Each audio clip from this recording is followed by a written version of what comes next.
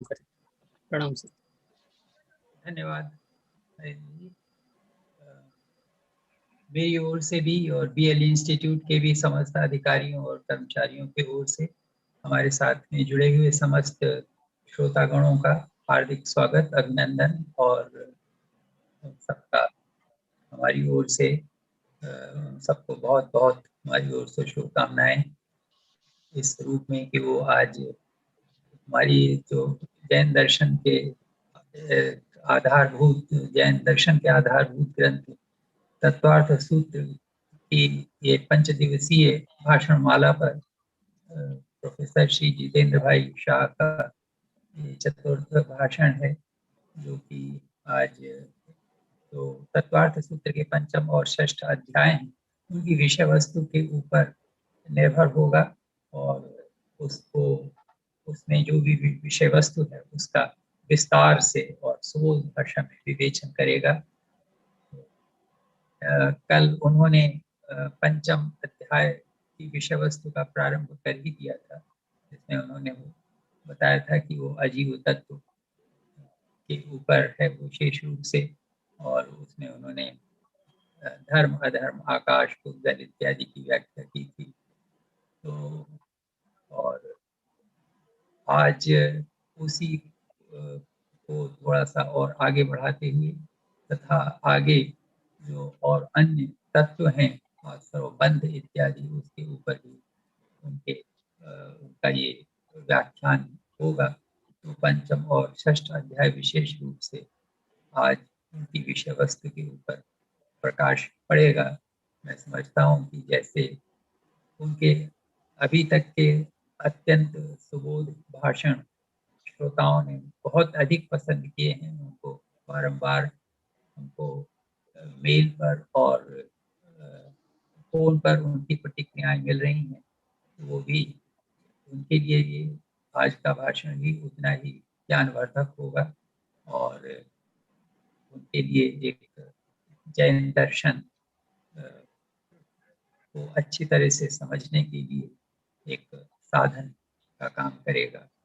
मैं आदरणीय प्रोफेसर श्री जितेंद्र भाई शाह से प्रार्थना करता हूँ कि वो अपना भाषण प्रारंभ करके हम सबको और श्रोताओं को अनुग्रहित करें। प्रणाम सर। आज इस चौथे दिन भोगीलाल लहचंद इंस्टीट्यूट ऑफ इंडोलॉजी के द्वारा आयोजित तत्वार्थाधिगम सूत्र के व्याख्यान श्रृंखला का चौथा दिन है। तत्वार्थ सूत्र जो जैन दर्शन का एक महत्वपूर्ण ग्रंथ है, उसके रचयिता उमा स्वाति या उमा स्वामी जी हैं। सभी आगमों के पूर्ण अध्ययन और मंथन करके वाचक वर्य उमा स्वाति जी ने तत्वार्थ सूत्र का निर्माण किया, तत्वार्थ सूत्र की रचना की।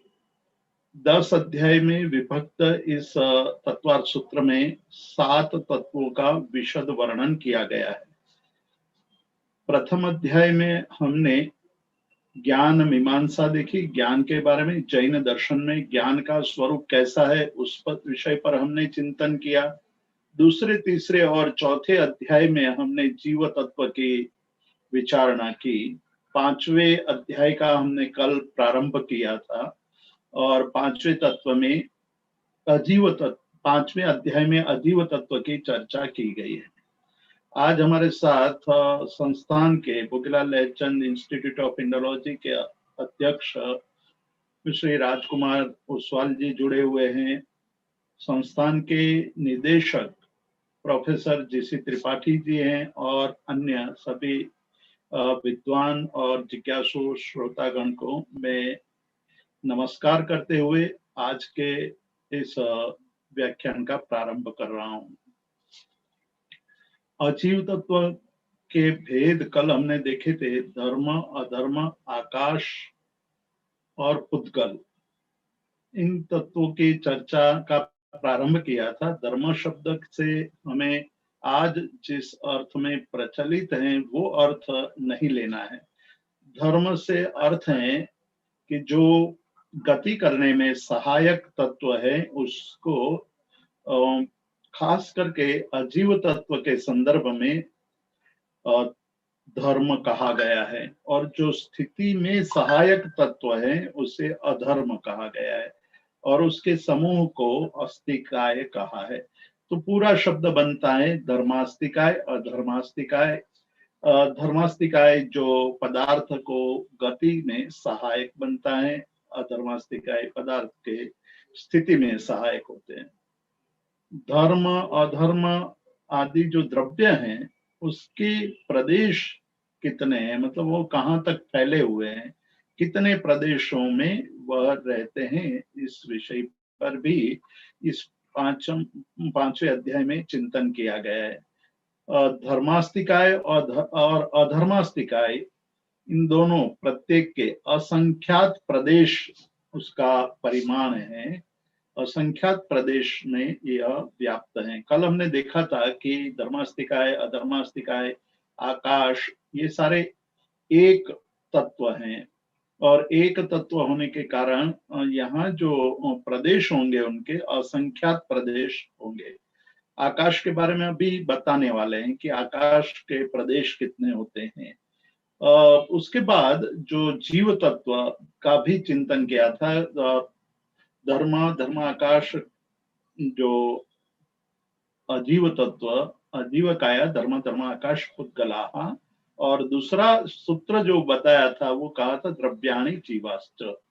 द्रव्य के रूप में जब हम गिनती गिनते हैं या द्रव्य के रूप में हम चर्चा करते हैं तो धर्मास्तिकाय, अधर्मास्तिकाय, आकाशास्तिकाय, पुद्गलास्तिकाय और जीवास्तिकाय, ये 5 द्रव्य हैं। उसमें जीव के प्रदेश कितने हैं, जीव का प्रदेश का परिमाण कितना है, ये मन में जिज्ञासा बनी रहती है। उस जिज्ञासा का समाधान करते हुए वाचक कुमार स्वाति जी कहते हैं कि प्रत्येक जीव के असंख्यात प्रदेश होते हैं, मतलब जीव का परिमाण असंख्यात प्रदेश। और आकाशस्य अनंता, आकाश के अनंत प्रदेश होते हैं। हमने कल लोकाकाश की बात, लोक पुरुष की बात कही थी कि हम कोई एक आदमी अपनी कमर पर दोनों हाथ रख करके पैर पसार करके खड़ा रहता है, तो जो आकार बनता है वही आकार लोक का आकार है, उसको लोक पुरुष कहते हैं। और उसमें जो आकाश है वो लोकाकाश कहलाता है। इस लोकाकाश के बाहर भी आकाश है, उसको अलोकाकाश कहते हैं। तो आकाश, लोकाकाश और अलोकाकाश दोनों मिला करके अनंत प्रदेश होता है, मतलब आकाश के अनंत प्रदेश हैं, मतलब उसके प्रदेशों की गिनती गिनना संभव नहीं है। संख्याश्च पुद्गलानाम, अब पुद्गल के परिमाण की बात आई, पुद्गल कितना बड़ा होता है, उसके कितने प्रदेश होते हैं, ये बात मन में उठती है। तो उसका जवाब देते हुए कहते हैं संख्येय प्रदेशी पुद्गल होते हैं, असंख्येय प्रदेशी पुद्गल होते हैं, और अनंत प्रदेशी पुद्गल होते हैं। मतलब पुद्गल का स्वरूप बढ़ता भी है, सूक्ष्म भी होता है। लेकिन अणु है, अणु का कोई प्रदेश नहीं होता है, ना अणु हो अणु का प्रदेश नहीं होता है। यदि हम अणु के प्रदेश की बात करेंगे तो अणु अविभाज्य नहीं रहेगा। अविभाज्य अणु अविभाज्य है ऐसा मानेंगे तो जो अंतिम अंश है वो अंतिम अंश अविभाज्य अंश है, मतलब उसका कोई विभाग नहीं हो सकता है, उसको कोई तोड़ नहीं सकता है। ऐसा परमाणु का जो अंतिम स्वरूप है उसी को अणु कहा है। जैन धर्म में परमाणु शब्द की जगह पर अणु शब्द का प्रयोग किया गया है, मतलब अणु अर्थात परमाणु। वो परमाणु के प्रदेश होते नहीं है, अणु के जो प्रदेश है उसी को उसी को अणु के प्रदेश कहा जाता है। तो उसका यहाँ कहा कि अणु के प्रदेश नहीं होते हैं। थोड़ा ये टेक्निकल विषय है, उसको यहाँ हम चर्चा में नहीं लेंगे, बहुत ही सूक्ष्म विषय है। केवल इतना समझेंगे कि अणु के प्रदेश नहीं होते हैं। लोकाकाशे अवगाह, लोकाकाश में अवगाह है। अवगाह का मतलब लोकाकाश में धर्मास्तिकाय आदि जो द्रव्य हैं उसको रहने के लिए अवकाश, स्पेस देने वाला जो तत्व है वो लोकाकाश है। और अब कहते हैं कि उसकी स्थिति मर्यादा कैसी है। धर्मा धर्मयोः कृत्स्ने, धर्म और अधर्म वो संपूर्ण लोकाकाश में व्याप्त है। अब यहाँ एक बात और याद रखने जैसी है कि हमने जो लोकाकाश की बात कही थी, लोकाकाश यानी लोक पुरुष के अंदर जो आकाश रहा है, उस आकाश का जो स्वरूप है उसमें धर्मास्तिकाय और अधर्मास्तिकाय रहते हैं। जो लोकाकाश का स्वरूप है उस संपूर्ण जगह में धर्मास्तिकाय, मतलब कोई एक जगह पर धर्मास्तिकाय हैं और अन्य जगह पर धर्मास्तिकाय नहीं है, ऐसा नहीं है। पूरे लोकाकाश में धर्मास्तिकाय व्याप्त है, उसी तरह अधर्मास्तिकाय भी व्याप्त है।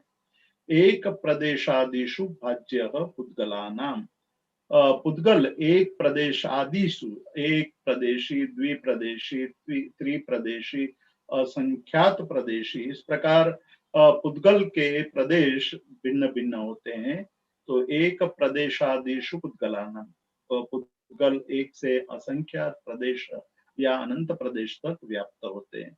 और आगे कहते हैं कि असंख्येय भागादिशु जीवानाम, जीव असंख्येय भाग, जीव का जो आरंभ लोकाकाश में है वो असंख्यात प्रदेश तक फैला हुआ होता है।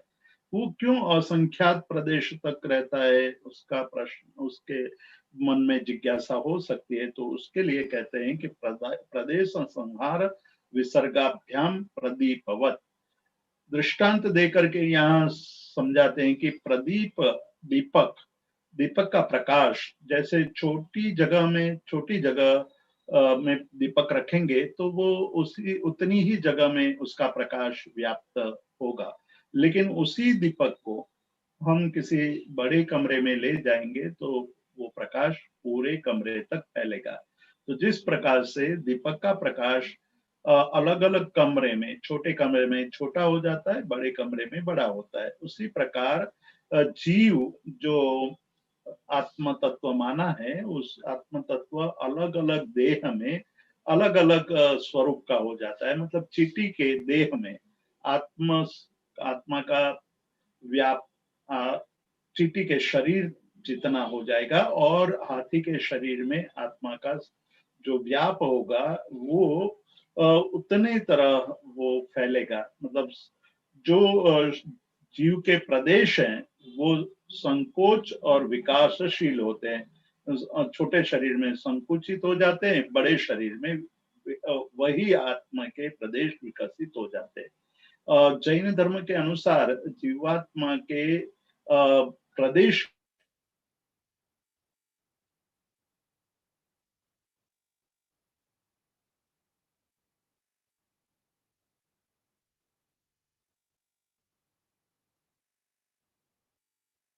रहता है। तो ये जो अन्य दर्शनों में जो कहा गया है उस प्रकार से आत्म तत्व नहीं, एक अलग प्रकार का आत्म तत्व जैन दर्शन में माना गया है। आगे चल करके उसके कार्य के बारे में, उसके लक्षण को, उसको प्रत्येक अजीव द्रव्य के लक्षण को समझने के लिए अब बात शुरू करते हैं कि प्रत्येक अजीव द्रव्य के लक्षण क्या है। तो कहते हैं गति स्थिति उपग्रह हो धर्मा धर्मयोर उपकार, मतलब धर्मास्तिकाय और अधर्मास्तिकाय क्रम से गति और स्थिति में निमित्त बनते हैं। कार्य मतलब उसका उपकारक भाव है, कार्य गति में सहायक बनने का कार्य धर्मास्तिकाय करता है और स्थिति में सहायक बनने का कार्य अधर्मास्तिकाय करता है। तो हमने ये याद रखना चाहिए कि लोकाकाशे अवगाह ये सूत्र बनाया गया था, आगे बताया गया था कि लोकाकाश में ही अवगाहन है। लोकाकाश में ही अवगाहन होने से धर्माधर्म की स्थिति भी लोकाकाश में है, अलोकाकाश में धर्मास्तिकाएं भी नहीं है, अधर्मास्तिकाएं भी नहीं है। तो लोकाकाश से बाहर कोई पदार्थ जाएगा तो उसके स्थिति और गति की कल्पना नहीं कर सकते। वो गति करेगा या स्थिर हो जाएगा वो कहना मुश्किल है। तो यहाँ जो कहा गया है कि वो गति करने में सहायक तत्व धर्मास्तिकाएं हैं और स्थिति करने में सहायक तत्व अधर्मास्तिकाएं। गति और स्थिति इसी के आधार पर होती है। आकाशस्य अवगाह, आकाश का लक्षण है कि जो अवगाह मतलब स्पेस देता है, जो स्थान देता है, जो जगह देता है कि जहाँ पदार्थ रह पाते हैं, वही अवकाश या आकाश है। जैसे हम टेबल को कहीं वहीं रख सकते हैं जहां मतलब अवकाश है, वहां जहां जगह है वहीं रख सकते हैं। टेबल के ऊपर जिस प्रदेश में टेबल रखा है उस प्रदेश में हम दूसरा कोई पदार्थ नहीं रख सकते हैं। तो जहां आकाश है वहां अवकाश भी होगा, वहां पदार्थ रख सकते हैं। तो दूसरे पदार्थों को रहने की जगह देना ये कार्य आकाश का है। शरीर, वांग, मन, प्राणापाना पुद्गलाना। अब पुद्गल के लक्षण की बात करते हैं, पुद्गल के कार्य की बात करते हैं कि पुद्गल क्या क्या करते हैं। पुद्गल से ही जीव को शरीर की प्राप्ति होती है। अर्थात आत्म तत्व जब जिस गति में जाता है वहां जो शरीर ग्रहण करता है वो शरीर पौद्गलिक होता है, मतलब अणुओं से, अजीव तत्व से बना हुआ होता है। तो पहला कार्य अजीव तत्व का शरीर निर्माण करना। वाणी भी, वायु, हम जो वचन बोल रहे हैं वो वचन भी भाषा वर्गना के पुद्गलों से बनता है। भाषा के जो पुद्गल समूह है उसको वर्गना कहते हैं। भाषा वर्गना के पुद्गलों से हमारी भाषा बनती है। तो हम जो कुछ भी बोल रहे हैं वो पुद्गल हैं। तो ये बहुत बड़ी बात जैन धर्म ने बहुत पहले बता दी कि जो शब्द है, वाणी है, वो पौद्गलिक है। कई सदियों तक इसको, भाषा को आकाश का गुण माना गया था। मतलब पुद्गल नहीं माना गया था, पदार्थ या द्रव्य नहीं माना गया था, गुण माना गया था। और जैन धर्म ने पहले से ही शब्द को, वाणी को पुद्गल मान करके उसका विवेचन किया है। तो जब ये बात कही गई तो उस पर बहुत सालों तक संशोधन होता रहा कि भाई शब्द यदि पौद्गलिक हैं तो उसको पकड़ सकते हैं, उसको स्थिर रख सकते हैं, उसको स्टोर कर सकते हैं। और जब रेडियो का संशोधन हुआ, रेडियो जब उसका आविष्कार हुआ तो ये पता चला कि भाई शब्द को हम पकड़ सकते हैं और उसी शब्द की ध्वनि को दूसरे तक पहुंचा सकते हैं। और बाद में ऑडियो टेप आई और अभी जो हमारे पास जो साधन है स्मार्टफोन वगैरह, उसमें शब्द के पौद्गलिक होने के कारण ही उसका हम पकड़ना और दूसरे तक पहुंचाना संभव बन सका है। तो यहाँ जो जैन धर्म ने कहा कि शब्द भी, मतलब वाणी भी पौद्गलिक है, मन पुद्गलात्मक है। मन हमारा जो है वो पौद्गलिक है, श्वास और उच्छ्वास भी पौद्गलिक है।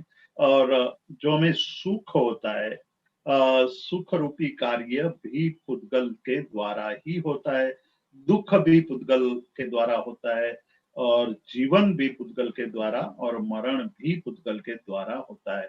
मतलब पुद्गल का कार्य है। तो ये सारे बात हमें इस तरह से समझनी होगी कि ये सुख, दुख, जीवित, मरण, ये पुद्गल के उपकार किस प्रकार से हो सकते हैं, उसका चिंतन करें तो पता चलेगा कि हमें जो सुख हो रहा है या हमें जो दुख हो रहा है वो कर्म रूपी पुद्गल के कारण हो रहा है। कर्म रूपी पुद्गल हमारी आत्मा के साथ जुड़े हुए हैं, और जो कर्म पुद्गल का कर्म का उदय होगा वो शुभ कर्म का उदय होगा तो सुख का अनुभव होगा।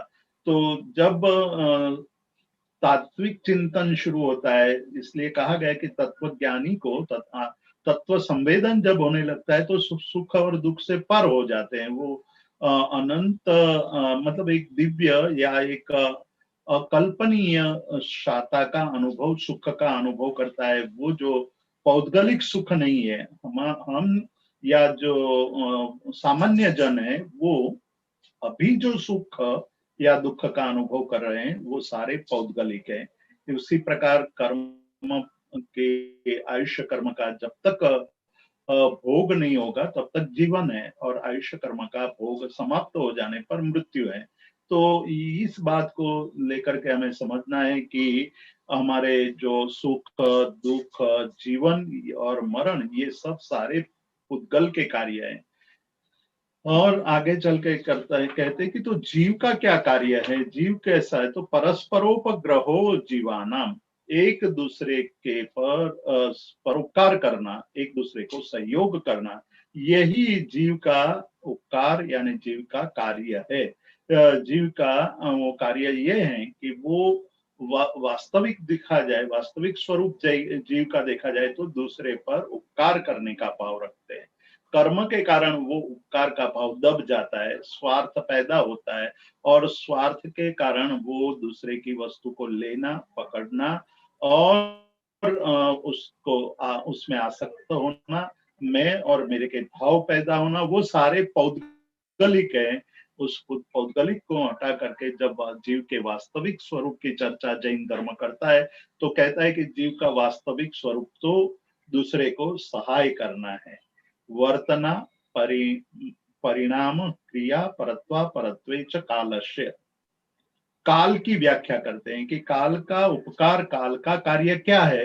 काल का कार्य है वर्तना, मतलब जो अपनी सत्ता, जो पदार्थ में अपनी सत्ता है, स्वसत्ता है, वो स्वसत्ता से युक्त द्रव्य है, उसमें जो उत्पाद व्यय द्रव्य रूप जो परिवर्तन होता है, उसमें जो वर्तन होता है, उसी को काल का प्रभाव माना गया है, काल का कार्य माना गया है। कि काल अपनी द्रव्य की स्वसत्ता को स्वसत्ता में रहते हुए उसमें अलग अलग पर्यायों की, अलग अलग अवस्थाओं का जो निमित्त है वो काल है। तो काल की जो परिस्थिति, काल की जो बात कही है, वो बहुत सूक्ष्म रूप से यहाँ 5 बातों से बताई गई है। काल के स्वरूप को 5 अलग अलग एंगल से बताया गया है। परिणाम मतलब अपनी सत्ता का त्याग किए बिना द्रव्य में जो परिवर्तन आता है, बदलता है, वो परिणाम है। द्रव्य की क्रिया, द्रव्य में क्रिया होती है, वो क्रिया सब काल के कारण होती है। प्रयोग से क्रिया होती है या सहज रूप से दूसरे की प्रेरणा के बिना क्रिया होती है, वो सारे उसमें काल निमित्त होता है। और परत्वा परत्व पर और अपरत्व, परत्व और अपरत्व वो कालकृत हो सकता है, प्रशंसाकृत हो सकता है, क्षेत्रकृत हो सकता है। परत्व और अपरत्व मतलब वो भी काल, उसमें भी काल निमित्त है। कालकृत परत्व और अपरत्व में, जैसे ये पुराना है, ये नया है, ये ताजा है, ये बासी है, इस प्रकार का व्यवहार काल के कारण होता है। तो काल के लक्षण की इस प्रकार से जैन धर्म में बहुत विशेष और विशद सूक्ष्म व्याख्या की गई है। पुद्गल का स्वरूप क्या है, अब पुद्गल का लक्षण बताते हैं कि पुद्गल का लक्षण क्या है। पुद्गल के कार्य के बारे में देखा कि पुद्गल है शब्द बंध। हमने पुद्गल के बारे में देखा कि सुख दुख जीवित मरणोपग्रहाश्च शरीर वांग मन प्राणापान पुद्गलानाम, ये सब पुद्गल के कार्य है। लेकिन पुद्गल का लक्षण अभी भी मन में जिज्ञासा पैदा करता है कि लक्षण क्या है पुद्गल का। तो जिसमें स्पर्श है, मतलब जिसमें स्निग्ध रुक्ष कर्कश आदि स्पर्श है, वो पुद्गल। एक बात, पहला लक्षण बताया कि जिसमें स्पर्श, दूसरा रस, तीसरा गंध और चौथा वर्ण, इस प्रकार के 4 गुण जिसमें होते हैं, स्पर्श रस गंध वर्ण वाला जो होता है वो पुद्गल होता है। तो किसी भी पुद्गल में ये चारों बात रहेगी। कुछ उसके वर्ण बहुत प्रभुत होंगे, बाकी के वर्ण उसमें अव्यक्त होंगे। उसी प्रकार रस, कोई रस व्यक्त होगा, कोई रस अव्यक्त होगा, स्पर्श व्यक्त होगा, अव्यक्त होगा। परमाणु जो है, ये पुद्गल है, वो पुद्गल के अलग अलग स्वरूप हैं। और उस स्वरूप को यहाँ बता दे कि शब्द भी पौद्गलिक है, जिसकी चर्चा हम करके आए थे। वाणी पुद्गल का कार्य है और शब्द पुद्गल है। शब्द पौद्गलिक है, शब्द मतलब पुद्गल का एक प्रकार है, पुद्गल का वर्ण स्वरूप है। वही पुद्गल बंध भी है, मतलब कर्म बंध आदि बंधन जो होता है उसको भी पुद्गल का परिणाम कहेंगे। और सूक्ष्म, वही पुद्गल सूक्ष्म भी हो जाता है, वही पुद्गल स्थूल भी हो जाता है। मतलब रुई को ले सकते हैं कि रुई जब रुई के स्वरूप में होता है तो वो एकदम स्थूल होता है, लेकिन उसको जला दिया जाए तो उनका जो स्वरूप हो जाएगा वो एकदम सूक्ष्म हो जाएगा। मतलब जिस रुई को आप ले एक जगह से दूसरी जगह ले जाने के लिए पूरी एक ट्रक चाहिए, उसी रुई को आप जला दोगे तो एक छोटी सी डिब्बी में उसके जो राख है वो उसी में समा जाएगी। तो वही पुद्गल जब स्थूल थे तब उसकी मात्रा अधिक दिखाई देती थी, और वो जब सूक्ष्म हो जाते तो उसकी मात्रा कम दिखाई देती है। संस्थान, उसका संस्थान होता है, उसका भेद भी होता है। और तम, यहाँ एक बात समझने जैसी है कि अंधकार भी पौद्गलिक है, छाया भी पौद्गलिक है, आतप यानी धूप आदि जो है वो पौद्गलिक है, उद्योत प्रकाश पौद्गलिक है। दार्शनिक क्षेत्र में इस पर काफी चर्चा हुई है। प्रकाश का अभाव ही अंधकार माना गया है कुछ दर्शनों में। विशेष रूप से यहाँ चर्चा नहीं करेंगे क्योंकि हमारे पास समय का बंधन है और कुछ आज मुझे थोड़ा बहुत आगे भी बढ़ना है। किंतु ये बात हमें ख्याल में रखनी चाहिए कि प्रकाश और अंधकार दोनों में कोई अंतर नहीं है। वही प्रकाश, वही पुद्गल प्रकाश रूप बन जाते हैं, वही पुद्गल अंधकार रूप बन जाते हैं। तो प्रकाश का अभाव यानी अभाव को अंधकार नहीं कहा है। पुद्गलों का परिवर्तन होता है तब वो अंधकार माना गया है। और इसी कारण यहाँ जैन धर्म की जो पुद्गल की चर्चा है वो विशेष बन जाती है। कई दृष्टि से विशेष है। जैसे शब्द को पौद्गलिक माना, बंध को पौद्गलिक माना, पुद्गल में स्पर्श रस गंध और वर्ण माना, वो सारी बातें विशेष महत्वपूर्ण हैं। और उसी के आधार पर काफी दार्शनिक चर्चाएं हुई हैं। दर्शन के ग्रंथों में उस पर विशेष बहुत ही गंभीर चिंतन किया गया है। तो ये सब बातें हैं। अब कहते हैं कि अणु कैसा है। अणु के मुख्य दो भेद बनते हैं। एक अणवः स्कंदाश्च, अणु और स्कंद पुद्गल के एक जो अविभाज्य अंग बनेगा, जिसका जो सर्वज्ञ है उसकी दृष्टि में, उसके ज्ञान में भी जिसका विभाग नहीं कर सकते हैं वो अणु है। और जब अणु इकट्ठे हो जाते हैं और एक पुंज बनता है तो उसको स्कंद कहते हैं। तो अणु के दो विभाग पड़ गए, दो भेद पड़े, और उसको अणु और स्कंद कहते हैं। स्कंद कैसे उत्पन्न होते हैं, स्कंद होने के क्या क्या निमित्त होते हैं, क्या कारण होते हैं। तो कहते हैं संघात, भेद एवं संघात और भेद से, संघात से स्कंद की उत्पत्ति होती है, भेद से स्कंद की उत्पत्ति होती है, और संघात भेद दोनों से भी स्कंद की उत्पत्ति होती है। संघात मतलब इकट्ठा होना, संघात मतलब एक होना। तो कई परमाणुओं का मिलन होने से स्कंद बनता है तो उसको संघात कहते हैं। और बहुत बड़ा संघात होगा, उसको छोटा करेंगे, भेद करेंगे तो दो संघात हो जाएंगे, दो टुकड़े में बढ़ जाएगा। तो दोनों संघात, भेद से भी संघात बनता है, संघात और भेद से भी संघात बनता है, स्कंद बनता है। तो स्कंद बनने के लिए तीन कारण दिखाए गए, संघात, भेद और संघात भेद, दोनों से वो बनता है।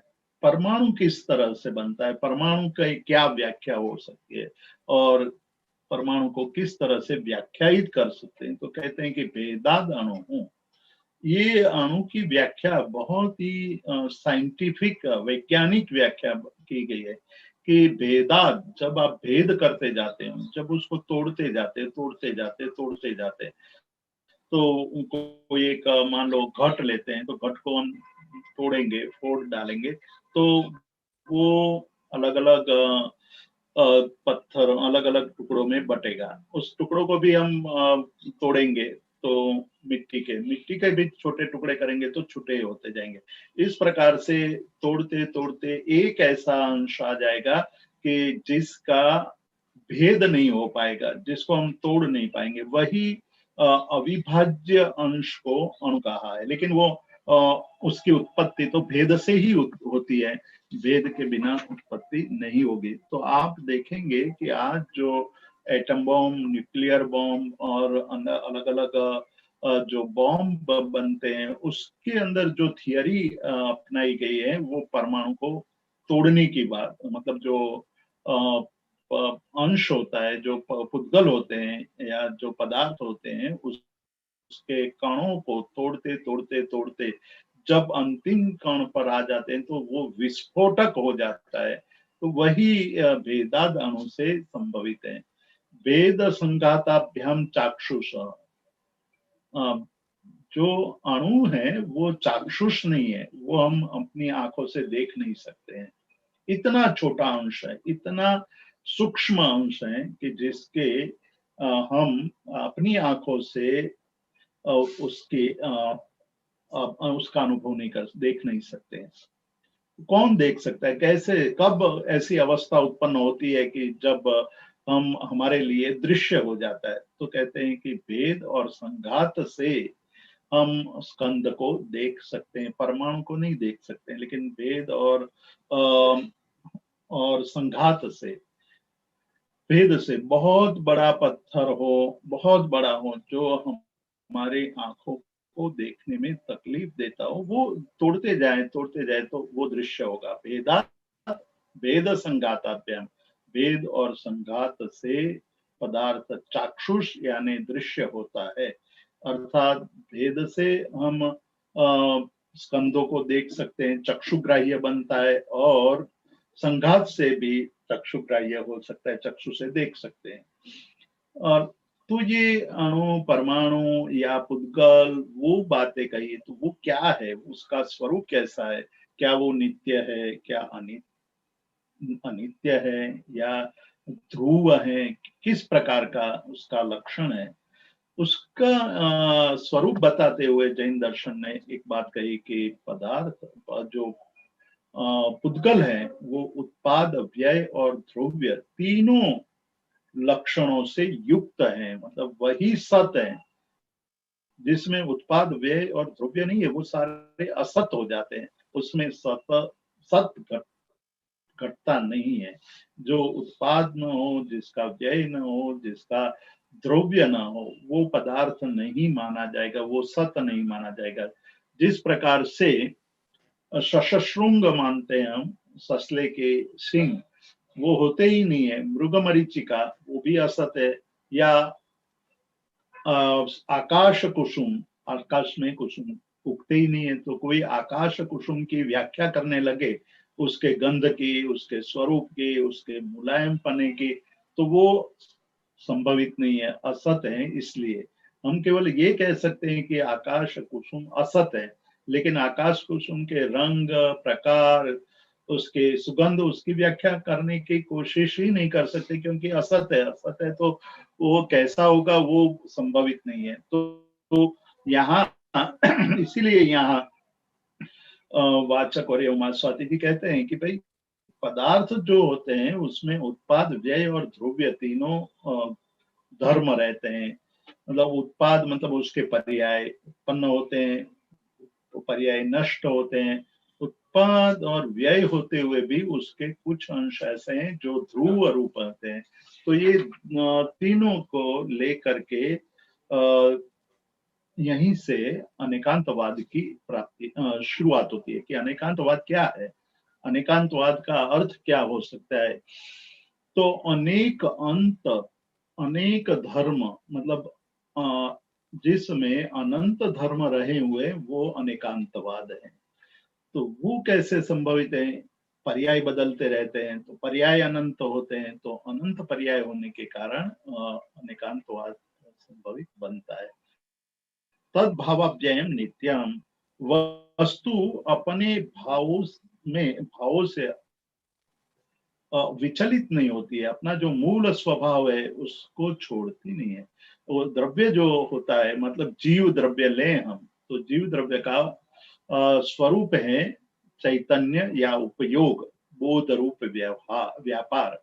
वो निगोद में होगा या स्वर्ग में, वो मनुष्य रूप में होगा या पशु योनि में होगा, वो स्वर्ग में होगा या नरक में होगा, कहीं भी रहेगा जीव, तो उसका बोध रूप व्यवहार व्यापार नष्ट नहीं होता है। उनकी जो चैतन्य शक्ति है वो नष्ट नहीं हो सकती है। वो पशु योनि में छोटा बड़ा हो सकता है, मनुष्य योनि में दुबला पतला हो सकता है, तंदुरुस्त हो सकता है, बड़ा हो सकता है, लेकिन चैतन्य शक्ति में चैतन्य शक्ति नष्ट नहीं हो सकती है। तो वो अव्ययी अवस्था हुई, तो उस अव्ययी अवस्था को ही नित्य कहा है। ये नित्य की व्याख्या, वो जो न्याय दर्शन में नित्य की व्याख्या कही गई है उससे भिन्न व्याख्या है नित्य की। न्याय दर्शन में जो व्याख्या की है नित्य की, कि जो कभी भी परिवर्तित नहीं होता है वो नित्य है। जबकि यहाँ कहते हैं कि भाई नित्य वो है जो अपने मूल स्वरूप से परिवर्तित नहीं होता है, मूल स्वरूप उसका हटता नहीं, वो नित्य है। उसके अंदर परिवर्तन, मतलब पर्यायों का परिवर्तन तो निरंतर होता रहेगा, लेकिन मूल का परिवर्तन नहीं होगा, मूल स्वभाव का परिवर्तन नहीं होगा। वो नित्यत्व है। और उसकी उस सिद्धि कैसे कर सकते हैं? तो कहते हैं कि अर्पित अनर्पित सिद्धे है। अर्पित अपेक्षा से वो है भी, और अपेक्षा से वो नहीं भी है। मतलब अपेक्षा से जब हम पदार्थ की बात करेंगे तो अनंत धर्मों की सिद्धि हो जाएगी। ये अपेक्षा ही हमारे स्याद्वाद की सिद्धि का यहीं से प्रारंभ होता है। कि स्याद्वाद में जो सप्तभंगी कही गई, स्याद अस्ति स्याद नास्ति, एक ही पदार्थ में दो विरोधी तत्व की सिद्धि कैसे हो सकती है? इसीलिए अन्य दर्शनकारों ने स्याद्वाद पर कई संशय उठाए हैं। उन्होंने कहा कि स्याद्वाद संशय है, संशयवाद है, स्याद्वाद अनिर्णितवाद है, स्याद्वाद से कोई कार्य नहीं हो सकते हैं, आदि आदि। तो हम कहेंगे कि दही ले आओ, यदि दही दही भी है और दही नहीं भी है, तो कोई ऊंट ले आएगा कि भाई आपने तो दही लाने को कहा था, तो दही दही भी है और ऊंट भी है, दोनों है, तो ऊंट को भी आप ऊंट को ही दही मान करके उसका उपयोग करने लगो, तो ये संभवित नहीं है। यहाँ कहते हैं कि अपेक्षा से दही दही है और दही दही नहीं है। मतलब स्वद्रव्य क्षेत्र काल की अपेक्षा से दही दही है, और परद्रव्य क्षेत्र काल की अपेक्षा से दही दही नहीं है। ये बात जैन धर्म ने अपेक्षावाद से कही, स्यादवाद से कही, स्याद अस्थि से कही। कही घट है तो घट अपने क्षेत्र की अपेक्षा से घट है, पर क्षेत्र की अपेक्षा से घट नहीं है। हम कहेंगे कि भाई दिल्ली से लाया हुआ घट यहाँ हो तो मुझे दो, तो घट तो है वहां, लेकिन वो बंबई से लाया गया हुआ है, तो वो कहेगा कि घट नहीं है। हम कहेंगे घट तो पड़ा है, फिर भी आप कह रहे हो घट नहीं है। तो कहते हैं अपेक्षा से, आपने जो कहा कि भाई दिल्ली का घड़ा ले आओ, तो दिल्ली का घड़ा तो यहाँ नहीं है, तो घट नहीं है। घट होते हुए भी नहीं हुए, ऐसा हम प्रस्तापित करते हैं। इसी बात को लेकर के स्यादवाद की सप्तभंगी का उससे सिद्धि होती है। और दो विरोधी धर्म को एक साथ कहने वाली कोई भाषा नहीं है। मतलब विरोधी धर्मों को एक साथ कह सके ऐसा कोई शब्द इस संसार में अस्तित्व नहीं धराता है, नहीं है। इसलिए अव्यक्त भी है, मतलब स्याद अवक्तव्यम, स्याद अवक्तव्य मतलब उसका कथन नहीं कर सकते। दो विरोधी धर्मों को कथन करने वाले शब्दों के अभाव होने से व्याख्यायित नहीं होता है। विरोधी धर्म एक साथ व्याख्यायित नहीं कर सकते, इसलिए अवक्तव्य है। स्याद अस्ति अवक्तव्य, घट है लेकिन दिल्ली का घड़ा नहीं है। घट नहीं है पर फिर भी घट है, मतलब बंबई में दिल्ली के घड़े का अभाव है फिर भी घड़ा है, और दिल्ली में बंबई के घड़ा का अभाव है घट होने पर भी घट नहीं है। स्याद अस्ति स्याद नास्ति, स्याद अस्ति नास्ति, घट है भी और घट नहीं भी है, और घट है भी नहीं भी है, और दोनों को एक साथ कहने वाला कोई शब्द का अभाव है। इसलिए घट के भाव का, घट के स्वरूप का कथन करना अव्यक्त अवक्तव्य है। इस प्रकार से अपेक्षा से जब हम चिंतन करेंगे तो पदार्थ के स्वरूप के अनेक अंशों को हम समझ लेंगे। अनेक अंशों के हमें वहाँ उपस्थिति दिखाई देगी। हम ये कहेंगे कि एक ही पदार्थ में अनेक धर्म उपस्थित है। हमारी जितनी मति होगी, हमारी जितनी कुशलता होगी, उतने धर्म को हम व्याख्यायित कर पाएंगे। तो एक सामान्य जन घट को घट के रूप में देखता है, एक कुंभकार उसको घट को अलग अलग रूप में देखता है, और एक वैज्ञानिक घट को और अनेक धर्मों के आधार पर देखेगा, और एक तत्वज्ञानी घट के और भी अनेक धर्मों का कथन करेगा। तो इस प्रकार से पदार्थ के स्वरूप के बारे में और अनेकांतवाद के बारे में ये तीन बहुत ही महत्वपूर्ण सूत्र में तत्वार्थ में मिलते हैं। उत्पाद व्यय द्रव्य युक्तम सत् तद्भावाप्ययम नित्यम अर्पित अनर्पित सिद्धे। इस प्रकार से हमें याद रखना है कि परमाणु का क्या स्वरूप है, और परमाणु के स्वरूप के आधार पर हम अनेकांतवाद के और पदार्थ के स्वरूप को सिद्ध करते हैं, तो अनेकांतवाद अपने आप सिद्ध होता है। अब गुण का द्रव्य का लक्षण बनाते, गुण पर्यायवत द्रव्यम। गुणवत द्रव्यम क्रियावत द्रव्यम, इस प्रकार के गुण क्रियाशील जो है वो द्रव्य है, इस प्रकार का लक्षण न्याय दर्शन में किया। यहाँ ये कहते हैं कि गुण पर्यायवत द्रव्यम, गुण जिसमें रहते हैं और पर्याय जिसमें है वही द्रव्य है। तो जैन दर्शन ने इस विषय पर गंभीर चिंतन किया है, बहुत सारे ग्रंथ लिखे, और द्रव्य गुण पर्याय का रास ऐसा एक बहुत बड़ा ग्रंथ सरल गुजराती भाषा में उपाध्याय यशो विजय जी ने लिखा है। और उसमें उन्होंने गुण और पर्याय द्रव्य में किस प्रकार से दिखाई देते हैं, और उसके आधार पर नयों की सिद्धि, उसके आधार पर स्यादवाद की सिद्धि, उसके आधार पर अनेकांतवाद की सिद्धि। मतलब जब नयवाद आ जाता है तब स्यादवाद को और अनेकांतवाद को समझना सरल हो जाता है। तो जैन दर्शन केवल अनेकांतवाद पर अनेकांतवाद कहकर के रुक नहीं जाता है, वहां अटकता नहीं है। अनेकांतवाद को सिद्ध करने की परिभाषा या शैली हमें देता है, वो शैली है स्यादवाद। और स्यादवाद को समझने के लिए, स्यादवाद की सिद्धि के लिए नयवाद है। केवल ये कपोल कल्पित बातें नहीं है। अनेकांतवाद की ये सारी प्रक्रिया नयवाद और सप्तभंगी को, स्यादवाद को समझने से हमें समझ में आती है। कालश्चित्य के कुछ आचार्य, मतलब कि कुछ आचार्य मानते हैं कि काल भी द्रव्य है, और काल को द्रव्य के रूप में मानते हैं। ऐसा कहा सो अनंत समय, वो अनंत समय का काल है, मतलब काल का प्रमाण अनंत समय स्वरूप है। और आगे चलकर कहते हैं कि द्रव्याश्रया निर्गुणा गुणा। गुण कहाँ रहते हैं, तो कहते हैं कि गुण द्रव्य में रहते हैं, लेकिन गुण स्वयं निर्गुण है, गुण में गुण नहीं है। यदि हम गुण में गुण मानेंगे तो बहुत बड़ी आपत्ति आएगी, जिसको अनवस्था कहते हैं। गुण में गुण है तो उस गुण में गुण है कि नहीं, ये प्रश्न उठेगा। उस गुण में गुण है कि नहीं, गुण के गुण में गुण है कि नहीं, यदि गुण है तो फिर उसमें गुण है कि नहीं, इस प्रकार की प्रश्नावली निरंतर चलती रहेगी। इसलिए ये स्पष्ट कर दिया यहाँ कि गुण द्रव्य में रहता है और गुण स्वयं निर्गुण है, गुण में गुण नहीं है। और अब कहते हैं कि तद्भावः परिणामः, गुणों का जो द्रव्य और गुणों का जो भाव है वही परिणाम है। मतलब द्रव्य में और गुण में जो परिणाम होता है, भाव होता है, वही परिणाम है। और वही परिणाम वो पर्याय स्वरूप होता है। रूपादिशु आदिमान, रूपी द्रव्यों में परिणाम होते हैं वो आदि आदि वाले होते हैं, मतलब शुरू होते हैं, नष्ट होते हैं। और योगोपयोगो जीवेशु, योग और उपयोग, योग की बात हम अभी तुरंत करने वाले हैं कि योग शब्द शब्द से क्या लेना है।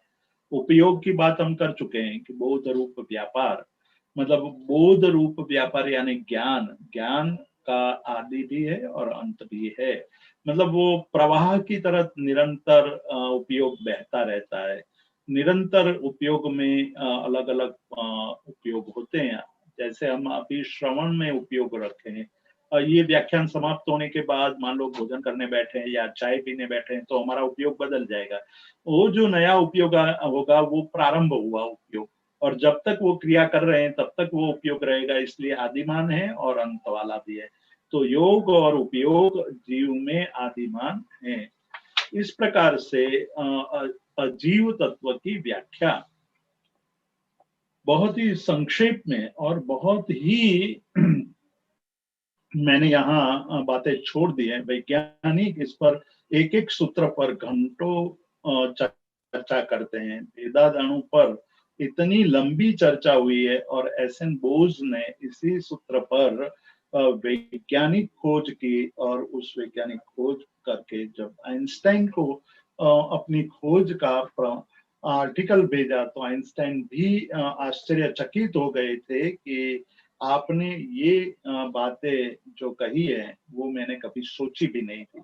लेकिन मैं आपसे एक विनती करना चाहता हूँ कि आपका जो ये आर्टिकल है, यदि आप परमिशन देते हैं तो वो मेरे नाम से प्रकाशित करना चाहता हूँ। आप समझिए कि आइंस्टाइन जैसे वैज्ञानिक स्वयं अपने नाम से प्रकाशित करने की बात कब कर सकते हैं। तब एस एन बोस ने कहा कि मेरे नाम से यदि आर्टिकल पब्लिश होगा तो कुछ लोग पढ़ेंगे, बहुत कम लोग पढ़ेंगे, लेकिन आइंस्टाइन के नाम से वो आर्टिकल प्रकाशित होगा तो अनेक लोग पढ़ेंगे और विज्ञान को एक नई दिशा मिलेगी। उन्होंने तुरंत सम्मति दी।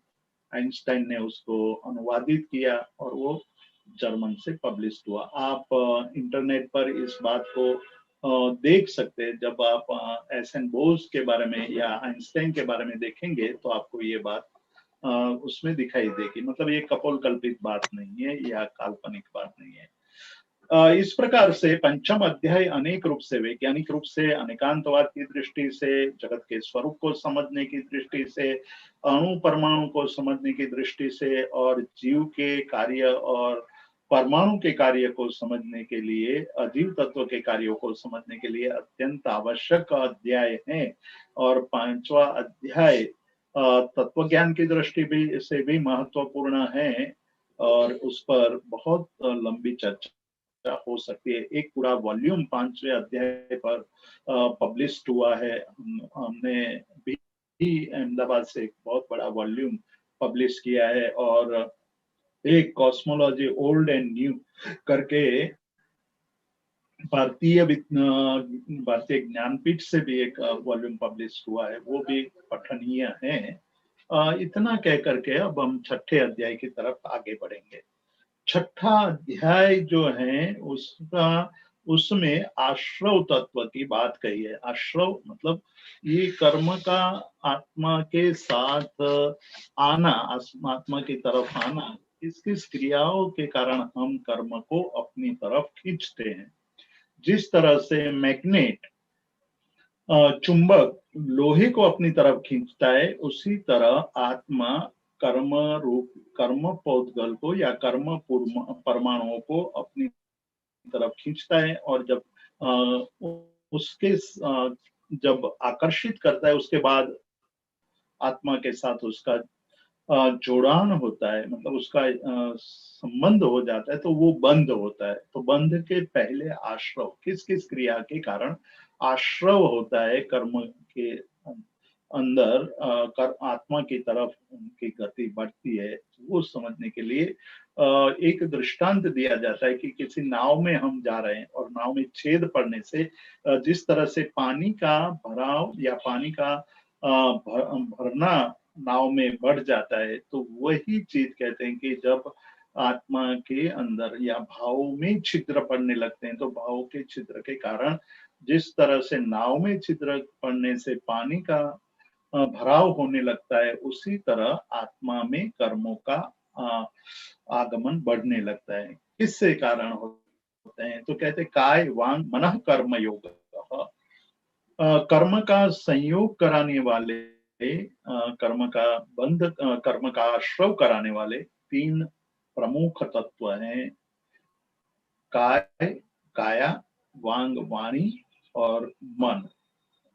इसको कहा है कि ये योग, मतलब ये जो मन की क्रिया होती है, वाणी का व्यवहार होता है और वचन और काया का व्यवहार होता है, उसको ही योग कहा है। मतलब यहाँ योग का अर्थ है संयोग, जुड़ना। तो जिसके द्वारा कर्म का संयोग होता है, जिसके द्वारा कर्मों का आगमन होता है, वो योग है। हम जो पतंजल के योग सूत्र में योग की जो बात कही है, वहां समाधि को योग कहा है। ये इतना अंतर है। इसलिए जैन धर्म में जब योग की बात चलती है, तो योग शब्द कई अलग अलग रूप में उसका प्रयोग हुआ है। इसका ये प्रथम दृष्टांत है। हम आगे चलेंगे तो जैन योग की बात आएगी, तो वहां योग शब्द मोक्ष की तरफ ले जाने वाली जो क्रिया है, वो योग है, ऐसा हम देखेंगे 9वें अध्याय में। पर यहाँ हमें इतना याद रखना है कि कर्म का संयोग जिसके द्वारा होता है, वो भी योग माना गया है। मतलब काया की क्रिया से, काया के व्यापार से, जैसे जैसे हम काया से व्यापार करेंगे, काया से क्रियाएं करेंगे, व्यापार का अर्थ यहाँ क्रिया लेना है, क्रिया जैसी हम क्रिया करेंगे वैसे कर्मबंध होंगे। मतलब काया, काया का अर्थ है काया से अनुभव जिसका होता है, इंद्रिय के द्वारा जो व्यापार होता है।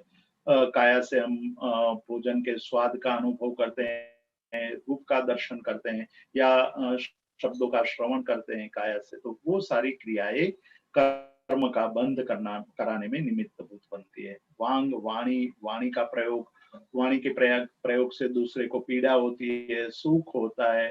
दूसरे को आप जब क्रोध से वचन बोलते हैं तो उसके आत्मा आहत होती है। तो मन से भी कर्म बंध होते हैं। मन के अंदर क्रोध, मान, माया, लोभ जैसे विकार पड़े हुए हैं, उसके कारण कर्म बंध होते हैं। तो ये सारी बातें यहाँ कही है। उसके चर्चा यहाँ मैं संक्षिप्त में इतना ही कहने चाहूंगा कि इस प्रकार के योग हैं। उसके भेद किए गए हैं कि काया के भेद हैं, 7 भेद हैं, वचन के 4 भेद हैं, मन के भी भेद किए गए हैं। तो इस प्रकार से अलग अलग विस्तार विस्तार से वर्णन कर सकते हैं। स आश्रव, मतलब जो कर्म का योग होता है, कर्म का संयोग होता है, वो आश्रव है। मतलब कर्म का आगमन जिससे होता है वो आश्रव है। जब शुभ कर्म का आश्रय होता है तो उसको पुण्य माना है। जो कर्म शुभ, अच्छी भावनाओं से जिन कर्मों का आगमन होता है, वो पुण्य कहा गया है। मतलब जब वो कर्म उदय में आएगा, अभी तो कर्म बंद हुआ, कर्म बंद होने के बाद जो समय निर्धारित हुआ होगा, उस समय पर वो कर्म उदय में आएगा, वो कर्म प्रभावी होगा।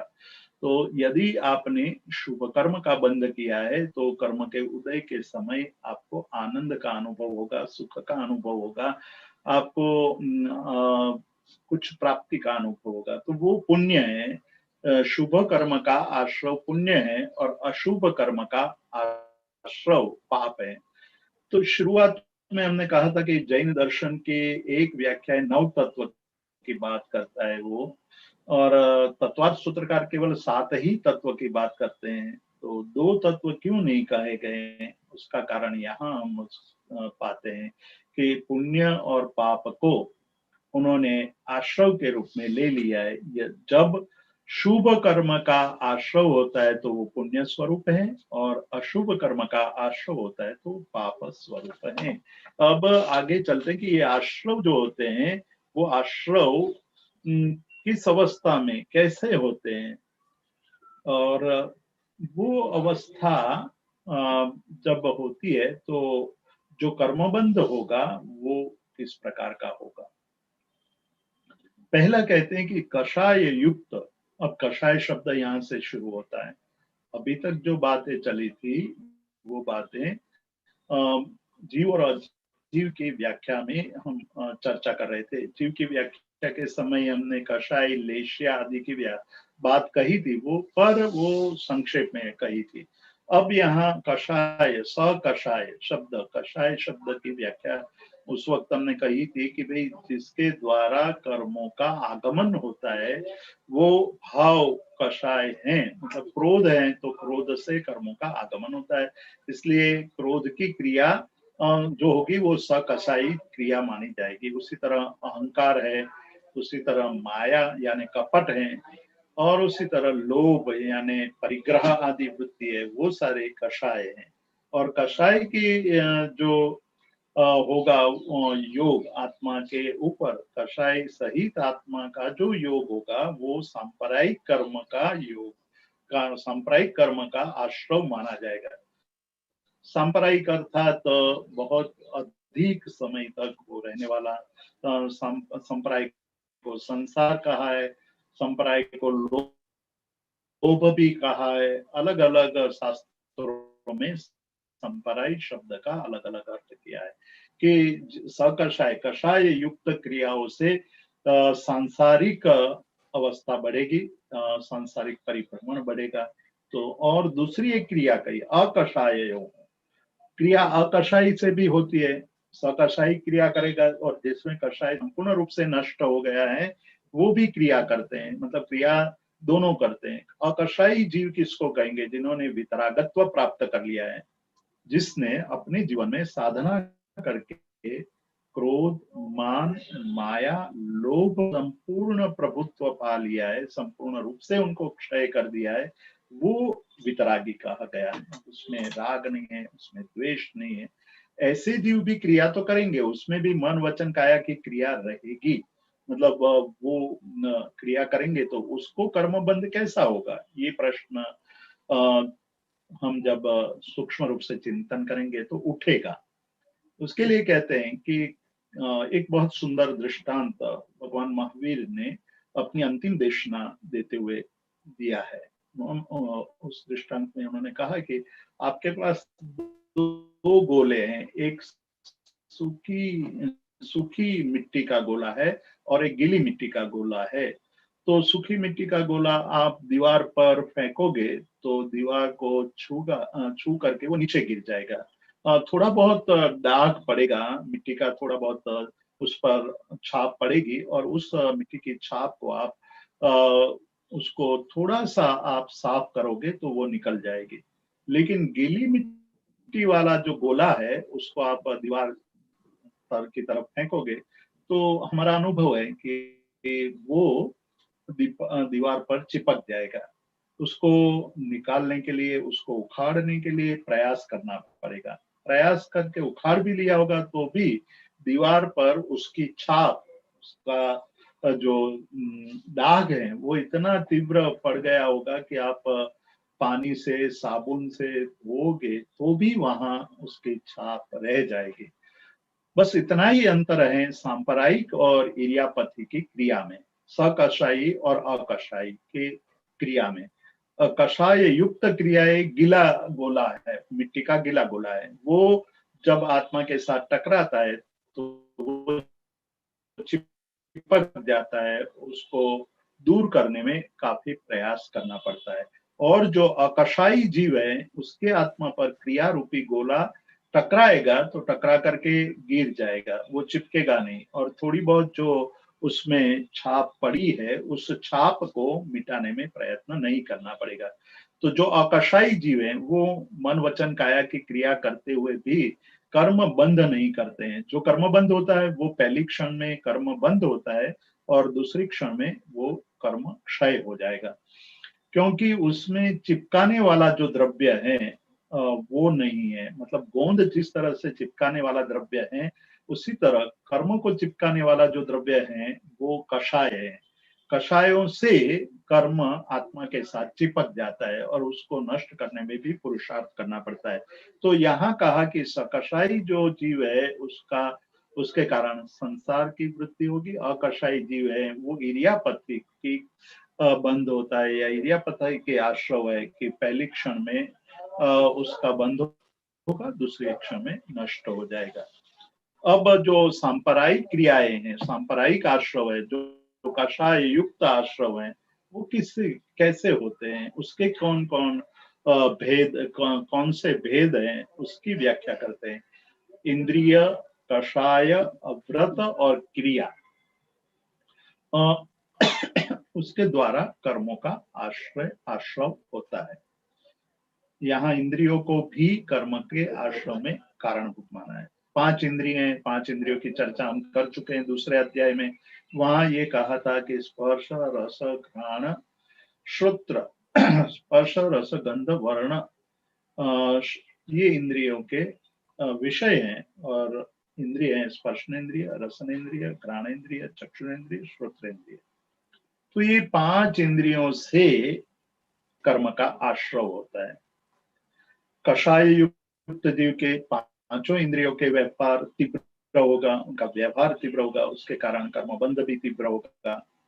कषाय, 4 कषाय हैं, क्रोध, मान, माया और लोभ। चारों कषायों के कारण भी कर्म का आगमन होता है। और अव्रत, अव्रत का अर्थ है असंयम।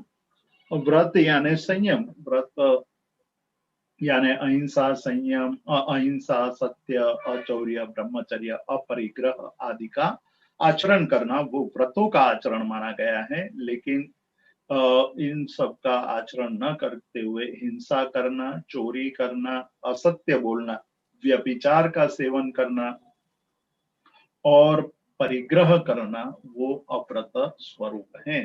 तो इस प्रकार से अव्रत के कारण भी कर्म का आश्रव होता है।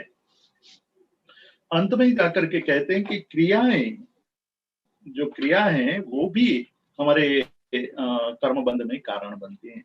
एक सम्यकदर्शी की क्रिया, जिनमें सम्यक दर्शन है, जो तत्व रुचि वाले जीव हैं, उनकी क्रियाएं वो निश्चित रूप से पुण्य कर्म का आश्रव कराएगी। और जो मिथ्यात्वी हैं, जो सही को गलत मानते हैं, सत को असत मानते हैं, असत को सत मानते हैं, सत्य को मिथ्या मानते हैं, मिथ्या को सत्य मानते हैं, इस प्रकार की प्रवृत्ति जिसमें है वो उनकी क्रिया को मिथ्यात्वी की क्रिया कहेंगे। और मिथ्यात्वी की क्रिया से भी कर्म बंध होता है, कर्मों का आश्रव होता है।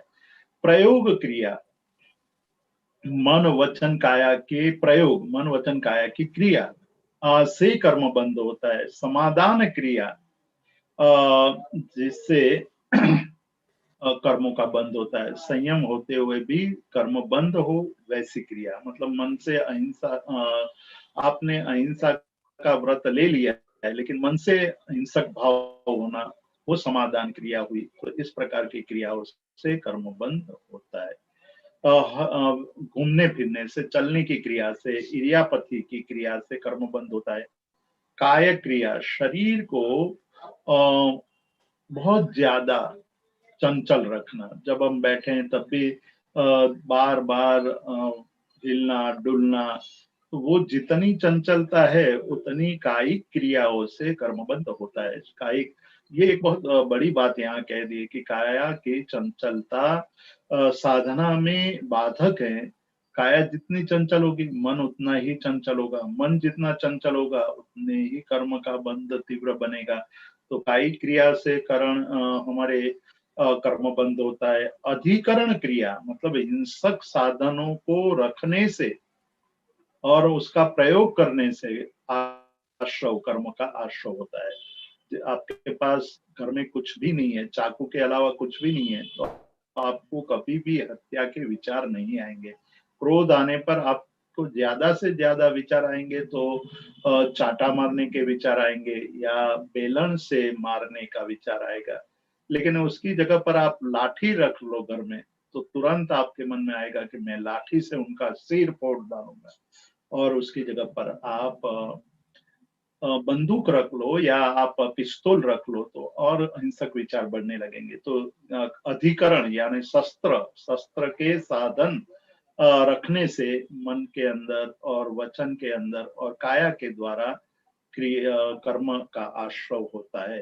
प्रादोषिकी क्रिया क्रोधावेश में आकर के क्रिया होती है तो कर्म बंद होता है। परितापी की क्रिया अपने आप को संताप देना और दूसरे को संताप देना। प्रबल होगा, सबल होगा, सत्ताधीन होगा तो वो दूसरे को संताप देगा। दूसरे को संताप देगा जो बड़ा संताप देने वाला, बड़ी पोस्ट पर बैठा हुआ ज्यादा लोगों को संताप देता है तो ज्यादा कर्म बंद करेगा।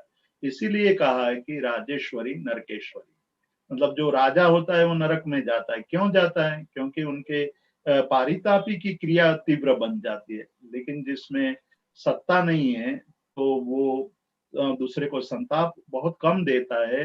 अधिकतर तो निर्बल जो होता है वो संताप देता है लेकिन खुद को दे देता है। मतलब आप उसको कुछ कह दो तो वो आपके सामने नहीं बोलेगा लेकिन खाना नहीं खाएगा। वो कहेगा कि आज मैं खाना नहीं खाऊंगा, तो खुद को संताप देता है। तो ये संताप, पारितापी की क्रिया से भी कर्म बंद होता है। प्राणितिपाती की क्रिया हिंसा से स्व का और अन्य का वध करने से हिंसा होती है। दर्शन यानी देखने से कर्म बंद होता है। यानी कि किसी स्त्री का राग युक्त दर्शन, किसी पदार्थ का राग युक्त दर्शन, वो दर्शन से क्रिया होती है, कर्म बंद आश्रव होता है। स्पर्शन क्रिया से, स्पर्श के प्रति जितनी आसक्ति है, राग से स्त्री का स्पर्श करना, राग से खाने के पदार्थों का स्पर्श करना, आदि आदि स्पर्श से कर्मों का आश्रय होता है। प्रत्येक क्रिया जो पहले नहीं देखा है, नए नए शस्त्र देखे, वो नए नए शस्त्रों को खोज करके उसके उपयोग करने की भावना, वो प्रत्यय क्रिया है। समन्तानुपात क्रिया मतलब गमनागमन करने से, वस्तु जहां तहां फेंकने से, अशुचि फैलाने से कर्म बंद होता है। तो इस प्रकार से बहुत सारी क्रियाओं की बात ये यहाँ विस्तार से की गई है, जो अपने जीवन के अंदर कर्म का आगमन, कर्म का आश्रव हम किस प्रकार से करते हैं उसकी यहाँ सुंदर व्याख्या इस आश्रव के प्रकरण में हमें दिखाई दी गई है, बताई गई है। तो कहते हैं कि भाई कई बार तो हमने देखा है कि कर्म बंध किसी का तीव्र होता है। एक ही क्रिया करने वाले दो व्यक्तियों के कर्म बंध भिन्न भिन्न होते हैं। ये कैसे होता है? जैसे कोई एक पदार्थ दो लोग खाते हैं, एक खाते हुए भी कर्म की निद्रा करता है और दूसरा खाते हुए कर्म का तीव्र बंध करता है। वो क्यों, कैसे होता है, उसकी बात यहाँ कहते हैं कि तीव्र, यदि तीव्र भाव से आप कर्म करते हैं, क्रिया का या काम करते हैं या सोचते हैं तीव्र भाव से, तो तीव्र कर्म का बंध होगा।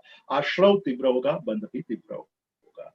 मंद भाव से मतलब खाते वक्त इतनी तीव्र रुचि नहीं है, शरीर को पोषण देने के लिए खा रहे हैं, किसी की रक्षा के लिए आप केवल शस्त्र रखे हैं, शस्त्र का उपयोग नहीं करना है। आज कई बार ये प्रश्न उठता है कि हमारे पास अणुबम है, लेकिन हमने अणुबम इसलिए रखा है कि हमारी सुरक्षा के लिए, हम उसका प्रयोग पहले कभी भी नहीं करेंगे। यदि कोई प्रयोग करेगा तो हम उसके जवाब में प्रयोग उसका उपयोग करेंगे। तो इस प्रकार की जो भावना यहाँ दर्शाई गई है वो प्रयोग नहीं करने की बात से लेकर के चलती है। लेकिन जब प्रयोग करना होगा तब वो तीव्रता आ जाएगी। जब तक पड़ा है तब तक मंद भाव है, तो मंद भाव होने के कारण भी कर्म का बंध होगा।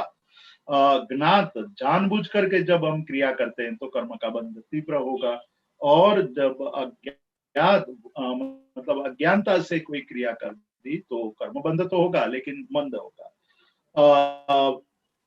शक्ति, जैसे जैसे शक्ति बढ़ती जाती है वैसे वैसे कर्मबंध आश्रव की संभावना बढ़ जाती है। जब दुर्बल होते हैं, मैंने पहले भी कहा, दुर्बल होगा वो इतनी हिंसा नहीं कर पाएगा। भाव जरूर बहाएगा लेकिन हिंसा का मूर्त रूप से उपयोग या प्रयोग नहीं करेगा। लेकिन जैसे जैसे वीर्य यानी शक्ति बढ़ती जाएगी या जैसे जैसे अंदर एक प्रकार के भाव, गलत भाव बढ़ते जाएंगे, तो गलत भाव बढ़ने से अंदर से तीव्र भाव पैदा होगा और तीव्र भाव होने के कारण हमारे अंदर वो जो कर्मबंध है वो तीव्र बन होगा। एक ही बात दृष्टांत लेकर के उसको समझने की कोशिश करेंगे कि जब भाव, उत्साह या शक्ति, सामर्थ्य इकट्ठे हो जाते, कॉन्सेंट्रेट हो जाते, तो तीव्र आश्रव हो जाता है, और वो नहीं होता है तो मंद आश्रव। जब ये हमारी बहनें हैं या हमारी जो बड़ी बुजुर्ग बहनें हैं, वो फटे हुए कपड़ों को जोड़ती है, सुई और दोरा से, धागे से उसको सिलती है। तो उस समय सिलते हुए, उसको जोड़ते हुए, जब सुई की नोक अंगुली पर लग जाती है तो वो माँ करके चिल्लाती है या उसकी आवाज निकल आती है। लेकिन वही औरत को जब कोई पीड़ा दे देता है, कोई उसके हृदय को या मन को चोट पहुंचाता है, तो वो मिट्टी का तेल छांट कर या पेट्रोल छिटक करके अपने आप को जलाने तक का दुख भी सह लेती है। तो ये उत्साह या शक्ति उसको कंसंट्रेट कर दिया और वो तीव्रता आ गई। तीव्रता आने के कारण कर्म तीव्र हो गए, आश्रव तीव्र हो गया, और आश्रव तीव्र होने के कारण वो बंध भी तीव्र होगा। तो यहाँ इस तरह से ये अलग अलग प्रकार से कर्म बंध के अंदर कितना परिवर्तन हो सकता है, वो यहाँ का अधिकरण की बात। अधिकरण यानी शस्त्र, जैसा शस्त्र होगा और उसे शस्त्र में भाव तीव्र होंगे तो उस शस्त्र का प्रयोग बहुत तीव्र। जब भी हमारे पास बड़े शस्त्र आ जाते हैं और मन के अंदर भाव गलत आ जाते हैं, तो हम पहला विचार ये करते हैं कि सबको नष्ट कर दूंगा।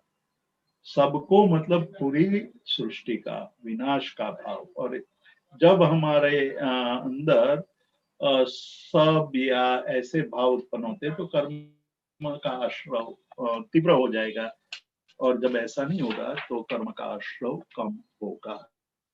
तो इस प्रकार से तीव्र, मंद, ज्ञाता, ज्ञात, वीर्याधिकरण, विशेष ही तद विशेष।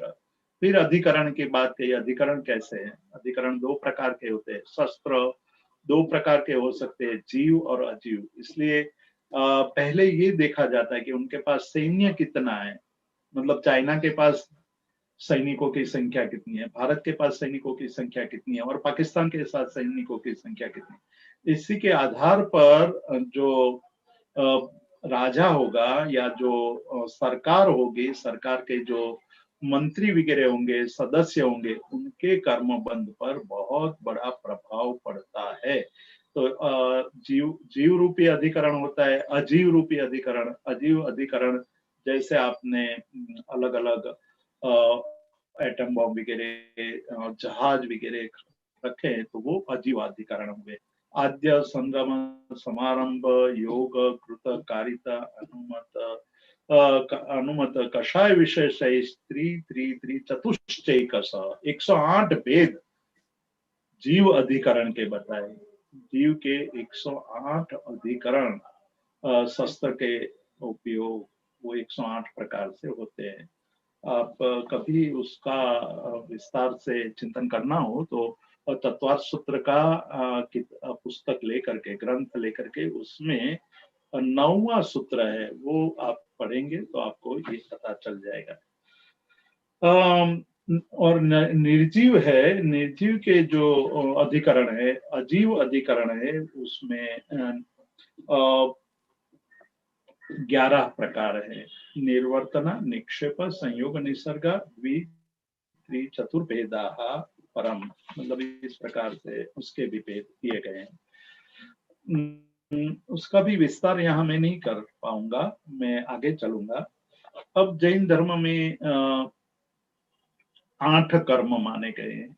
ज्ञानावरणीय, जो ज्ञान का आवरण करने वाला कर्म है वो ज्ञानावरणीय है। जो दर्शन का आवरण करने वाला कर्म है उसको दर्शनावरणीय कर्म कहते हैं। जो हमारे शाता अशाता को आवृत करते हैं वो वेदनीय कर्म का आवरण करने वाले शाता वेदनीय कर्म और अशाता वेदनीय कर्म। मोह को मोहनीय कर्म यानी मोह को पैदा करने वाला जो कर्म है उसको मोहनीय कर्म कहा है। और फिर नाम, गोत्र, आयुष्य और अंतराय, इस प्रकार से 8 कर्म कहे गए।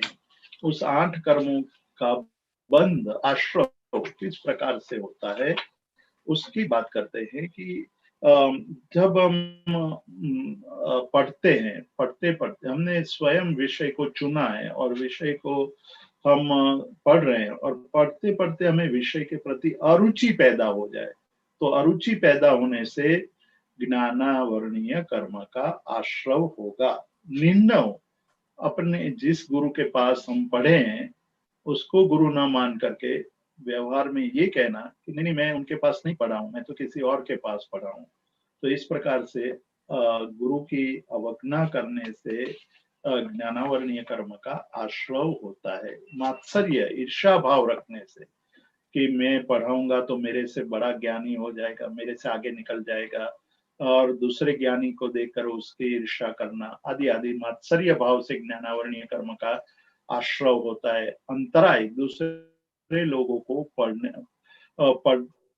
पढ़ने में अंतराय करना, विघ्न डालना, वो सारे अंतराय कर्म भविष्य में जब कर्मोदय में आएगा तो मूर्ख बनेगा, उसके अंदर ज्ञान पढ़ने की इच्छा होगी लेकिन याद नहीं रहेगा, भूल जाएगा।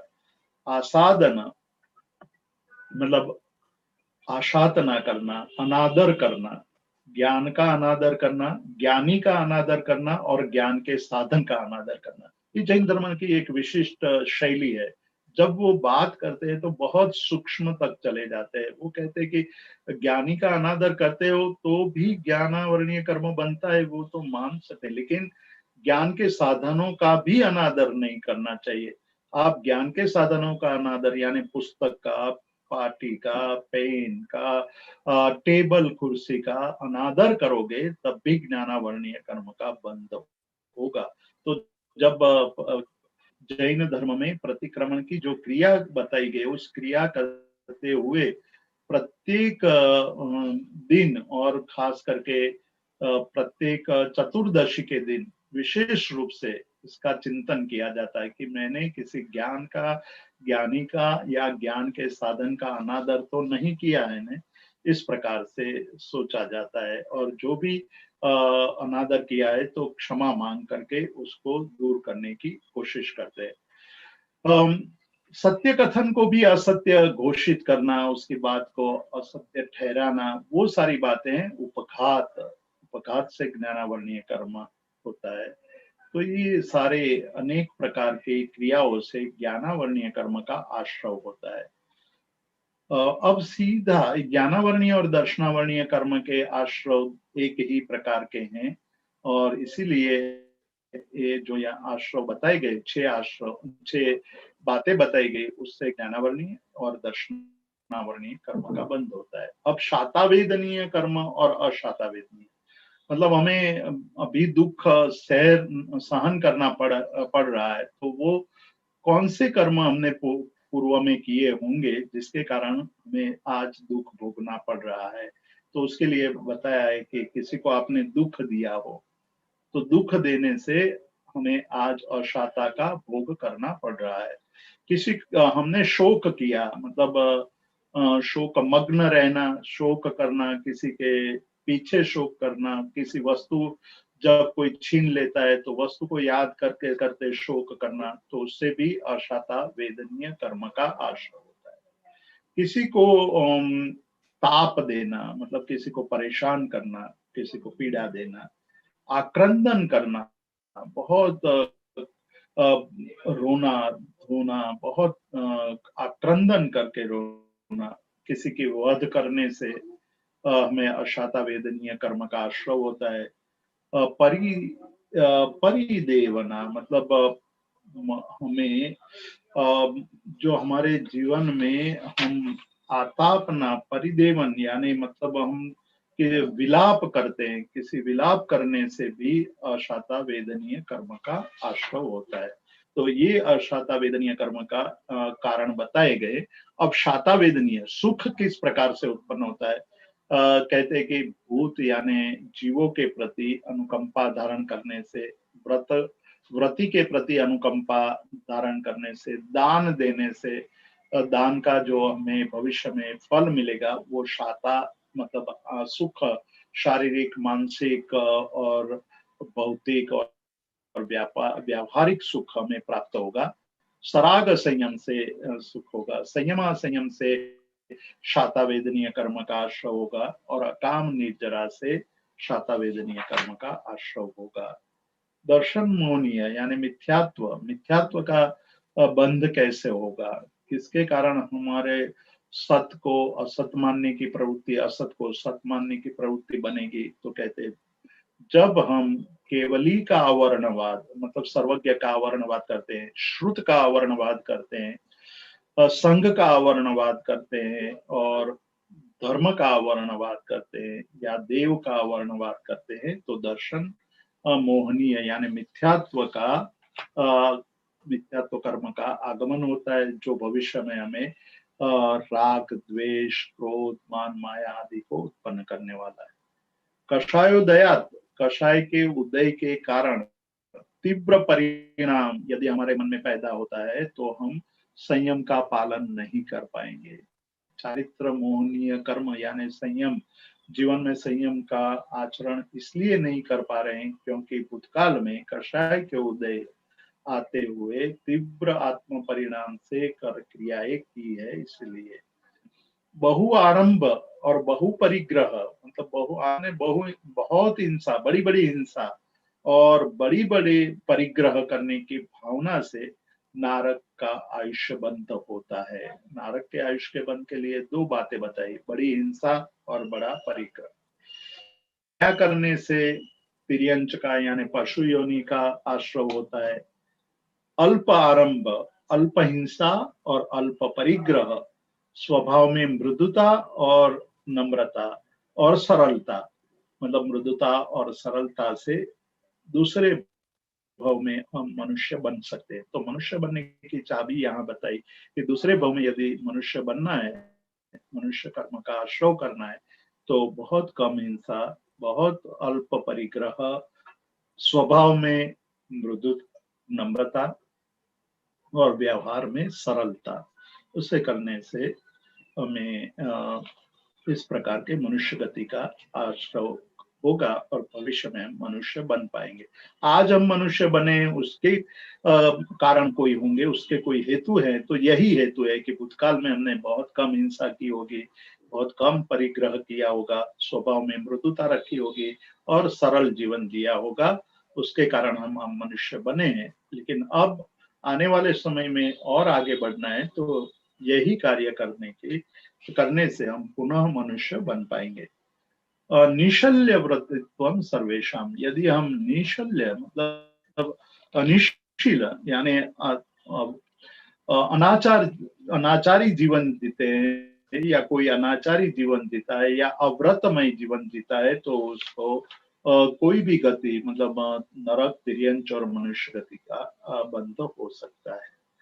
सराग संयम, संयमा संयम, अकाम निर्जरा और बाल तप से देव गति का आश्रय होता है। शुभ नाम और अशुभ नाम, हम उसके विस्तार को देखेंगे। आठों कर्म का विस्तार हम कल देखेंगे कि आठों कर्म हमें किस प्रकार से देखे गए हैं, उसकी क्या व्याख्या है। उसमें एक नाम कर्म है। नाम कर्म का ये है कि किसी का नाम इतना चमकता है कि उसके नाम से लोग काम कर लेते हैं कि भाई हाँ ठीक है, आपको कोई चिट्ठी की जरूरत नहीं है, कोई पत्र की जरूरत नहीं है, आपने बोल दिया आपका काम हो जाएगा। वो शुभ नाम कर्म है। लेकिन कोई कहे कि मैं इसकी चिट्ठी लेकर आया हूँ, उसका रेफरेंस लेकर आया हूँ, आप बात तो करेंगे, लेकिन उसके जाते ही वो चिट्ठी, वो पत्र आप डस्टबिन में डाल देंगे, वो अशुभ नाम कर्म का उदय है।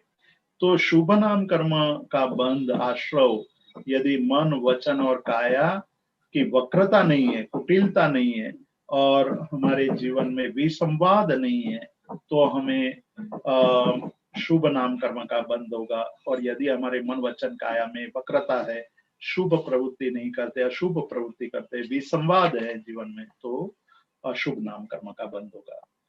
और तीर्थंकर नाम कर्म का बंध कैसे होगा, मतलब सर्वश्रेष्ठ पुण्यशाली किस प्रकार से बना जा सकता है।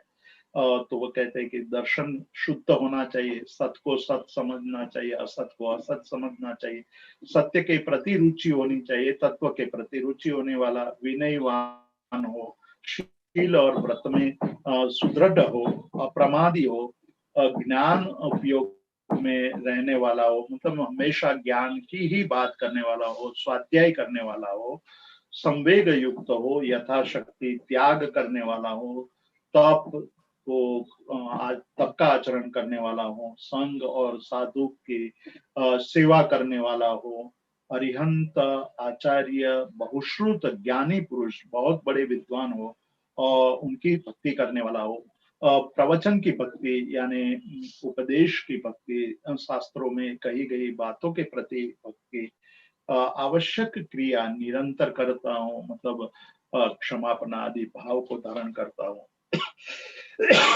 और वात्सल्य भाव जिसमें है, वो तीर्थंकर नाम कर्म यानी सर्वश्रेष्ठ पुण्य का आश्रव करता है। अब कहते हैं कि नीच गोत्र में, गोत्र दो प्रकार के, उच्च गोत्र और नीच गोत्र। संसार में हमने देखा है कि कई लोग उच्च गोत्र में जन्म पाते, कई लोग नीच गोत्र में, जिसका गोत्र नीचा है, जिसके गोत्र के संसार में कोई मूल्य नहीं है, ऐसे गोत्र में किस प्रकार से उत्पन्न होते, उसका आश्रव कैसा है। तो दूसरे की निंदा करने से नीच गोत्र में जन्म पाता है। दूसरे की निंदा करना और आत्मा की, स्वयं की प्रशंसा करना, सद्गुणों को ढांक देना, सद्गुणों को आच्छादित कर देना और असद्गुणों का उद्भावन करना, ये सारी प्रवृत्ति नीच गोत्र कर्म के आश्रव में निमित्त भूत है। और उसी से विपरीत यानी स्व की निंदा, पर की प्रशंसा, सद्गुण का यहाँ उद्भावन और असद गुणों का यानी दोषों का आच्छादन, ये उच्च गोत्र कर्म के बंध में कारणभूत होते हैं। दूसरी को क्रिया में विघ्न करने से अंतराय कर्म का आश्रव होता है। तो इस प्रकार से ये छठे अध्याय में कर्म के आश्रवों की बात कही है, बहुत ही सुंदर बातें कही है, जिससे एक ऐसे जीवन जीने का यहाँ मार्ग दर्शाया गया है कि किस प्रकार से जीने से साधक के जीवन में भविष्य उज्जवल और विकास, जीवन का विकास हो सकता है। ये बात हमें इस छठे अध्याय में बताई गई है। आज यहाँ मैं समाप्त करता हूँ आज का व्याख्यान। अब मैं प्रोफेसर जीसी त्रिपाठी जी को ये माइक सौंपता हूँ। धन्यवाद जीतू भाई। हमें आश्चर्य होता है कि कैसे आप इतने गूढ़ विषय को, इतने जटिल विषय को इतनी सरल और सुबोध भाषा में बिल्कुल निर्बाध रूप से समझाते हैं। कहीं एक सेकंड के लिए भी आप बीच में नहीं रुके और एक सरिता के प्रवाह की भांति आपकी भाषा उसी बहती चली जाती है। सच में बहुत आश्चर्यजनक है और आपके ज्ञान के आगे हम सब लोग नतमस्तक हैं। मैं अब प्रश्न आमंत्रित करता हूँ। काफी आज का विषय बहुत ही महत्वपूर्ण था, रोचक भी था और साथ ही साथ बहुत इतना अधिक सरल भी नहीं था, क्योंकि जिन लोगों को जैन दर्शन का बिल्कुल भी भान नहीं है, आभास नहीं है, उनके लिए बहुत सारी ये नई बातें रही होंगी और संभवतः उनके मन में कुछ प्रश्न उपस्थित हुए होंगे। यदि वो चाहें तो इस प्रकार का वक्ता चत्वादृशोऽन्यो न लभ्यः इस प्रकार के वक्ता, जैसा कि कहा गया है कठोपनिषद में, कहीं बहुत ही भाग्य से मिलते हैं अन्यत्र, और अन्य कोई इतनी सरलता से नहीं मिलते हैं, तो आप अपनी शंका का समाधान जीतू भाई से कर सकते हैं, और केवल वे ही इस शंका को समाधान करने में सक्षम।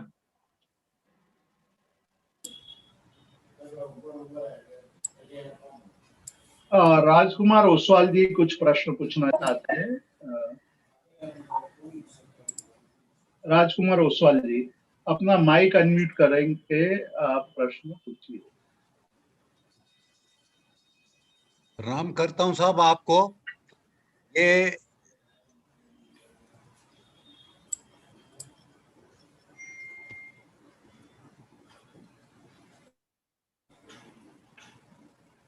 बोलिए। आपकी आवाज नहीं आ रही है सर। अब माइक अनम्यूट कीजिए। हाँ, माइक अनम्यूट कीजिए। हाँ, हो गया। अब आप बताइए। आवाज आ रही है मेरी?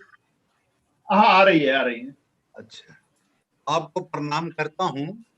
आपने गागर में सागर भर दी है, और इतना इंटरेस्टिंग ये आपका रहा व्याख्यान, ये मन को बहुत खुशी होती है। बहुत सारी चीजें नई सीखी हैं। मैं प्रश्न एक कल से रिलेटेड बात का करना चाह रहा था, जिसमें आपने कहा था कि अब सप्तनिकार उत्सप्तनिकाल आते हैं और हम पांचवें आरे में जा रहे हैं, और छठा आरा जो है दुखम दुखम का होगा। मेरा प्रश्न ये है कि ये दुखम दुखम में क्या सारी ऐसी आत्माएं जिन्होंने के पाप ही पाप किए हुए हैं, वो सारी इकट्ठी हो रही हैं, या वो भोगने के लिए वहां आ रही हैं? तो अच्छी आत्माएं कहाँ गई? अच्छी आत्माएं स्वर्ग में जाएगी। सारे जो अच्छे कर्म करते हैं वो स्वर्ग में जाकर के सुख भोगेंगे, और जो बुरे कर्म कर रहे हैं वो नरक या छठे आरे में जन्म पाएंगे। तो जन्म छठे आरे में कोई भी अच्छी आत्मा नहीं आएगी? मतलब जिन्होंने दुख ही मतलब हिंसा जैसे अपकृत्य की है, दुष्कृत्य की है, उसको वहां दुख भोगना ही पड़ेगा। दुख भोगने के लिए जो काल एक निमित्त बनेगा, वो निमित्त बनना ही है। मतलब अपने शुभ कर्म का क्षय करने के लिए भी तो कोई समय चाहिए, कोई स्थान चाहिए। वो समय और वो स्थान होगा। नहीं, मेरा प्रश्न ये है कि उस पूरे आरे में कोई अच्छी आत्मा नहीं होएगी? राजकुमार जी, आपकी आवाज नहीं आ रही है, पर मैं आपके प्रश्न को समझ पाया हूं। मैं ये कहूंगा कि छठे आरे में ये जो अभी जो सृष्टि के जितने मनुष्यों की संख्या है वो बहुत कम हो जाएंगी, बहुत ही कम हो जाएगी। इतनी सारी संख्या नहीं रहेगी। आज जो बस्ती आबादी का विस्फोट हुआ है वो नहीं रहेगा, धीरे धीरे कम होते जाएगी।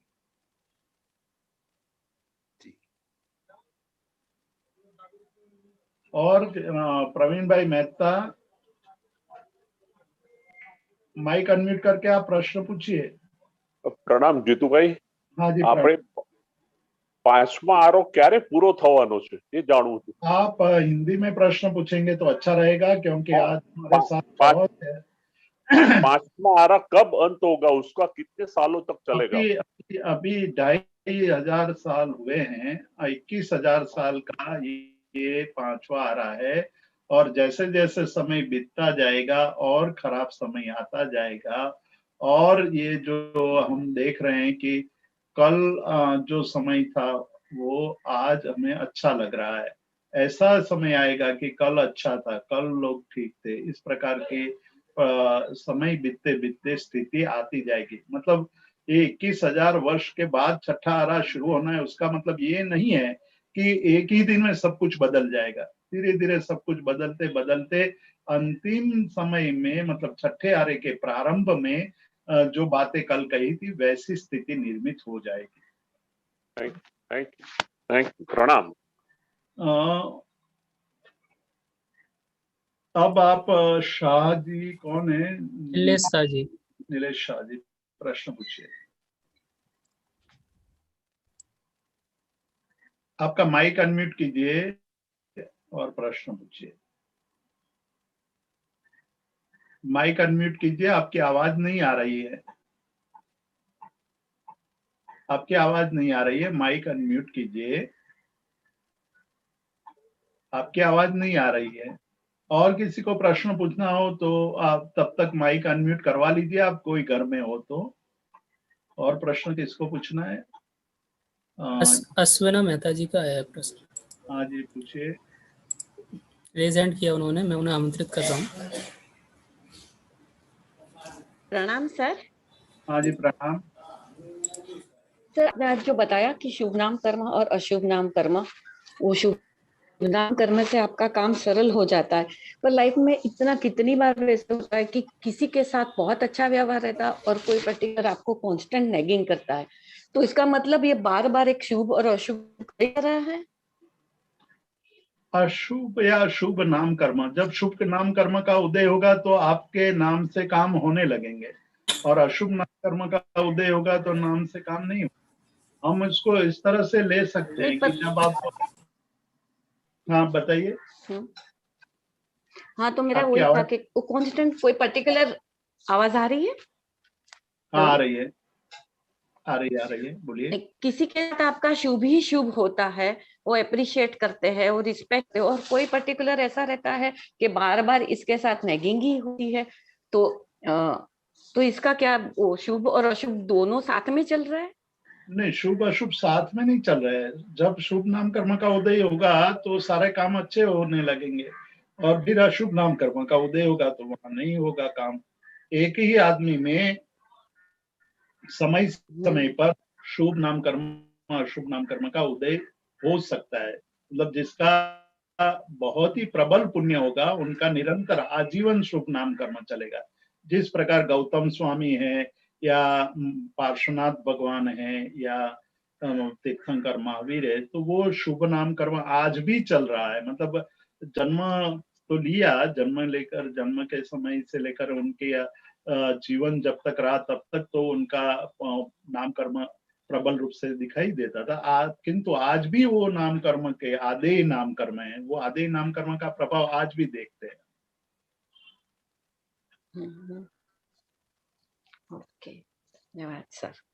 Thank you sir. हाँ जी सर, एक चैट बॉक्स में क्वेश्चन आया है दीप जैन जी का। अश्विनी मेहता है, अश्विनी मेहता का, रुकिए, अश्विनी मेहता का हैंड रेज हुआ है, वो आप प्रश्न पूछिए, आपका माइक अनम्यूट करके। और उसके बाद महावीर मेहता जी।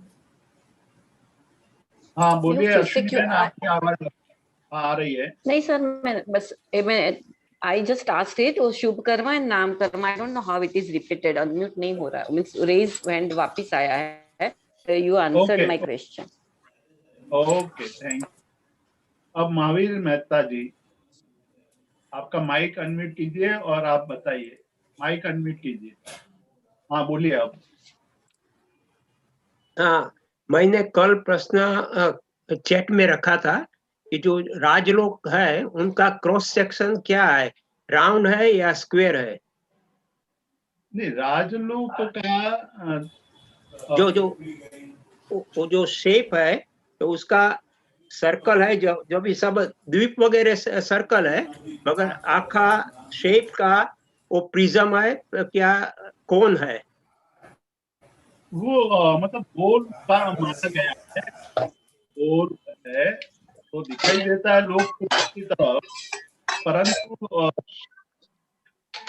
जो उसकी साइज लंबी चौड़ी लिखी है मगर डायमीटर नहीं लिखा है, लंबी चौड़ी मतलब कि वो स्क्वायर है अपना। नहीं स्क्वायर नहीं, गोल है, राउंड है। राउंड है, राउंड है। अच्छा। और अपने ये गैलेक्सी नंबर जिसका है वो पूछे। जय जिनेंद्र। जितेंद्र जी, मेरे भैया का नाम भी एग्जैक्टली आपके जैसा है, जितेंद्र देशा। बहुत अच्छा, बहुत अच्छा। इधर यूके से बोल रही हूँ। थोड़ा सा सवाल है कि ये जो मेरा कर्म है उनका अकाउंट मेरे सोल पे ही रहता है कि मैंने अच्छा किया बुरा किया, वो अकाउंट किधर जमा होता है और किधर रहता है। और ऑल्सो उसके साथ जब हम ये करते हैं भाव कम है भाव ज्यादा है, तो वो मैनुअल कौन सी है जो हमें प्रोक्लेम करते हैं कि तुमने ऐसा किया तो इतना तुम्हें ऐसा कर्म मिलेगा। तो ये मेरे में थोड़ा सा कंफ्यूजन है और क्वेरी है। बहुत अच्छा आपका प्रश्न है कि ये सब कैसे चल रहा है। अन्य अन्य दर्शनों में ईश्वर को माना गया है या किसी और को माना गया है कि ये सारा फल प्रदाता ईश्वर है, ऐसा माना गया है। लेकिन जैन धर्म में ये माना गया है कि ये प्राकृतिक है, ये नेचुरल है, ये अपने आप ही सारा इसका होता रहता है। एक ऐसा सुपर कंप्यूटर है कि उसमें सब कुछ अपने आप ही काउंट हो जाता है, वो सब अपने आप ही निर्धारित होता है। यदि हम ऐसे कोई व्यक्ति को मानेंगे तो वो व्यक्ति को मानने पर या कोई ऐसे एंटिटी को मानेंगे तो बहुत सारे प्रश्न हो सकते हैं। तो वो प्रश्न के जवाब फिर और जटिल होते जाएंगे। तो जैन धर्म ने ये कहा कि भाई ये सारा सहज रूप से होता रहता है। मैंने जो कर्म किए हैं उसका मेरे आत्मा में प्लस माइनस घटना बढ़ना वो सारा अपने आप होता है सहज। तो वो आगम में किसी में कुछ लिखा नहीं है कि अगर ऐसा करोगे तो ये फल मिलेगा, ऐसा करोगे तो ये ऐसा फल इतना मिलेगा? नहीं, वो सारा लिखा है। जो आज का हमने ये जो अध्याय देखा उसमें बताया कि ये करोगे तो ये फल मिलेगा, इसका आश्रव होगा, और आश्रव के तीर्थंकर बनने के लिए सारी इतनी क्रियाएं बताई कि आप इतनी इतनी क्रिया करेंगे तो तीर्थंकर बनोगे भविष्य में। आप ऐसा ऐसा करोगे तो आपको सुख मिलेगा, पर ऐसे ऐसे कार्य करोगे तो अशाता वेदनीय कर्म का बंद होगा जो भविष्य में आपको दुखदायी होगा। मतलब आपको नी का प्रॉब्लम हो रहा है या रीढ़ की हड्डी का प्रॉब्लम हो रहा है, तो ये कहते हैं कि आपने पूर्व भाव में किसी की रीढ़ की हड्डी तोड़ी होगी या किसी के पैर पर आपने हत्या की होगी, तो हिंसा के भाव से जो कर्म का आश्रय हुआ है, जो वर्तमान जीवन में उसका उदय आएगा, तब आपको रीढ़ की हड्डी का दर्द होगा, आपके नी का प्रॉब्लम होगा। इस प्रकार से हमें समझना चाहिए। Thank you. स्मिता का बहुत बहुत शुक्रिया। जय जिनेंद्र। जय जिनेंद्र, जय जिनेंद्र। अब एन KTV राघवन जी, KTV राघवन जी। जी जितेंद्र जी नमस्कार। नमस्कार। मैं KTV राघवन, मैं पांडिचेरी से पूछ रहा हूँ, IGNCA। बहुत ही बढ़िया, बहुत बढ़िया। आप पूछिए अपना।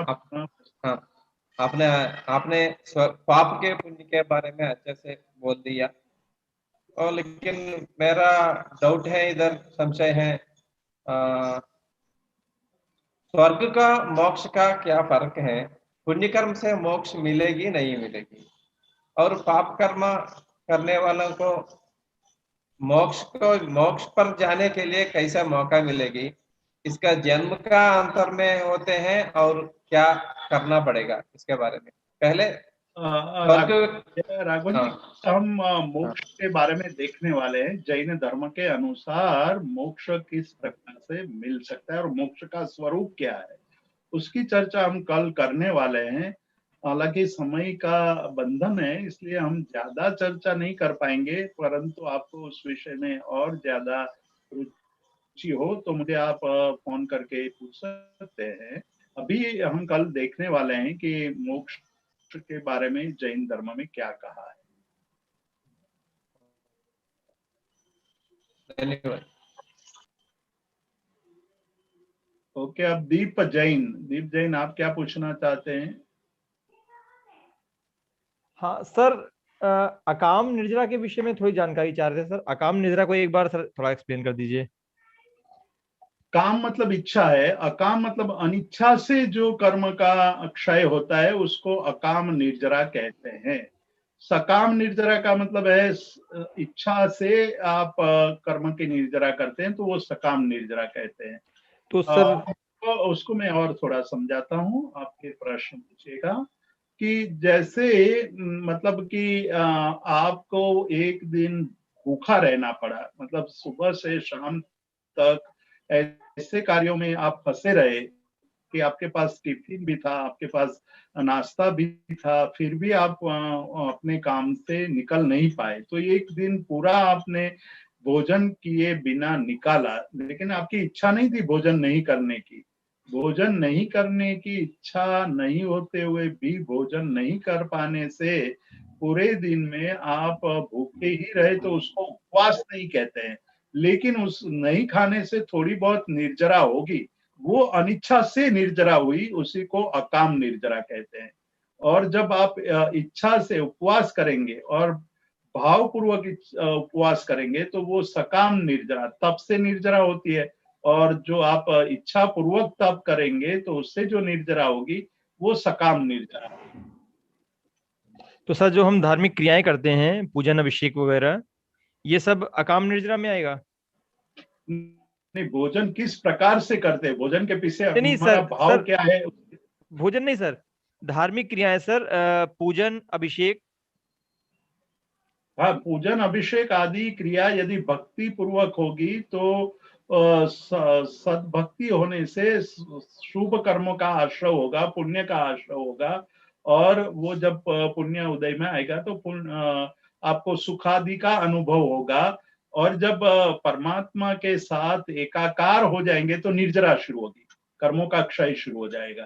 तदाकारता, परमात्मा के साथ तदाकार हो जाना, भक्ति में लीन हो जाना, वो निर्जरा के निमित्त बनेगा। ठीक है सर, ठीक है, धन्यवाद सर। ओके, अब ये महावीर मेहता जी कुछ और पूछना चाहते हैं। माइक अनम्यूट कीजिए और प्रश्न पूछिए। जो अभी निर्जरा की बात आपने की, अकाम निर्जरा, तो जो कर्म अपना समय पर रिजल्ट देके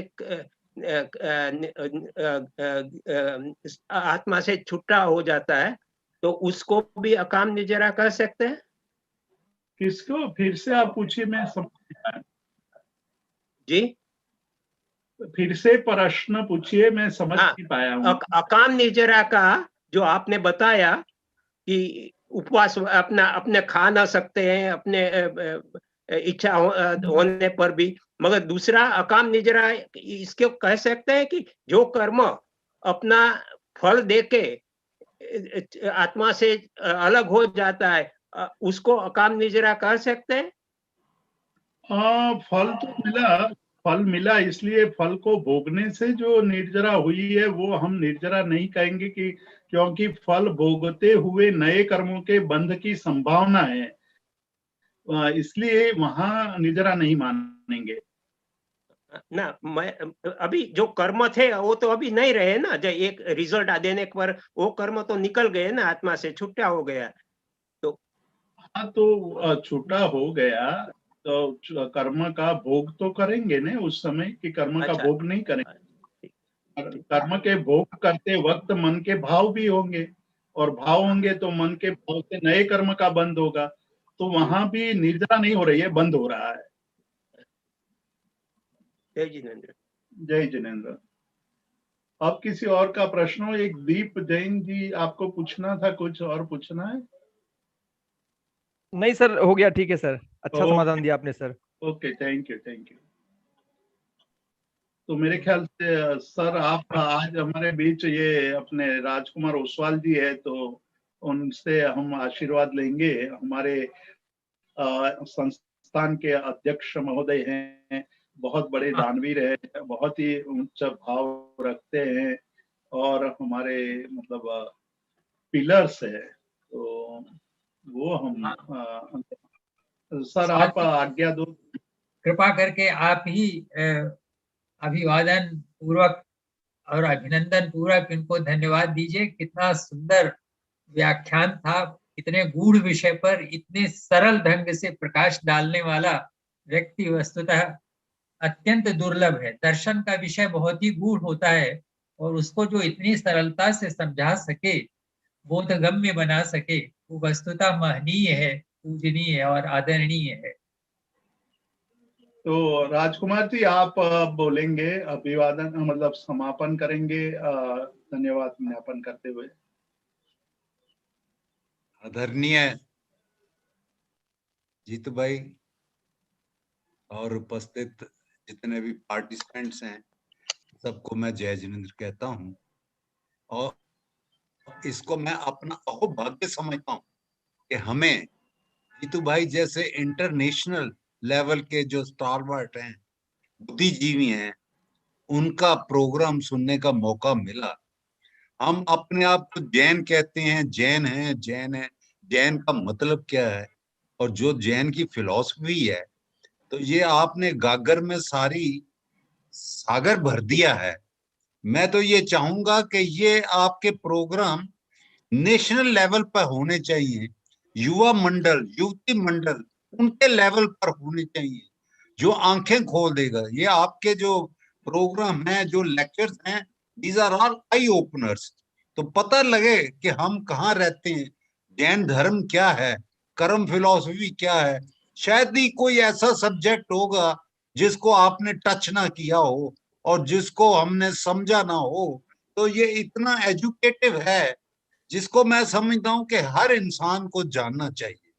और मैं तो एक विनती आपसे और करूंगा, एक सेशन आप स्पेशल रखिए जिसमें जो जिसकी जिज्ञासा है उसका उत्तर दीजिए, क्योंकि बातें सुनने के बाद बहुत से क्वेश्चन मन में आते हैं, लेकिन वो आप जैसा लर्नेड आदमी उत्तर दे सकता है और लोग भी उसी से खुश होंगे कि आप जैसे लर्नेड आदमी अगर उसका जवाब देंगे तो ही विल बी सेटिस्फाइड। तो मेरी ऐसी एक अंदर की भावना है कि आप एक प्रोग्राम ऐसा भी रखें 2-3 दिन का, जिसके अंदर क्वेश्चन इनवाइट्स करें और उसमें यंग भी हो, युवती भी हो, बच्चे भी हो, सब हों जो धर्म को समझ नहीं पा रहे, इसका स्वरूप को समझ नहीं पा रहे, वो इसको समझेंगे। अब जैसे कर्म फिलॉसफी की बात हो रही है, अभी किसी ने क्वेश्चन भी पूछा था कि कर्मों का कैसे हिसाब होता है, तो ये मैं भी कहता हूं कि कर्म जो है वो उनका ना कोई किताब है, ना कोई कागज है, फिर भी सारी दुनिया का उसमें हिसाब है।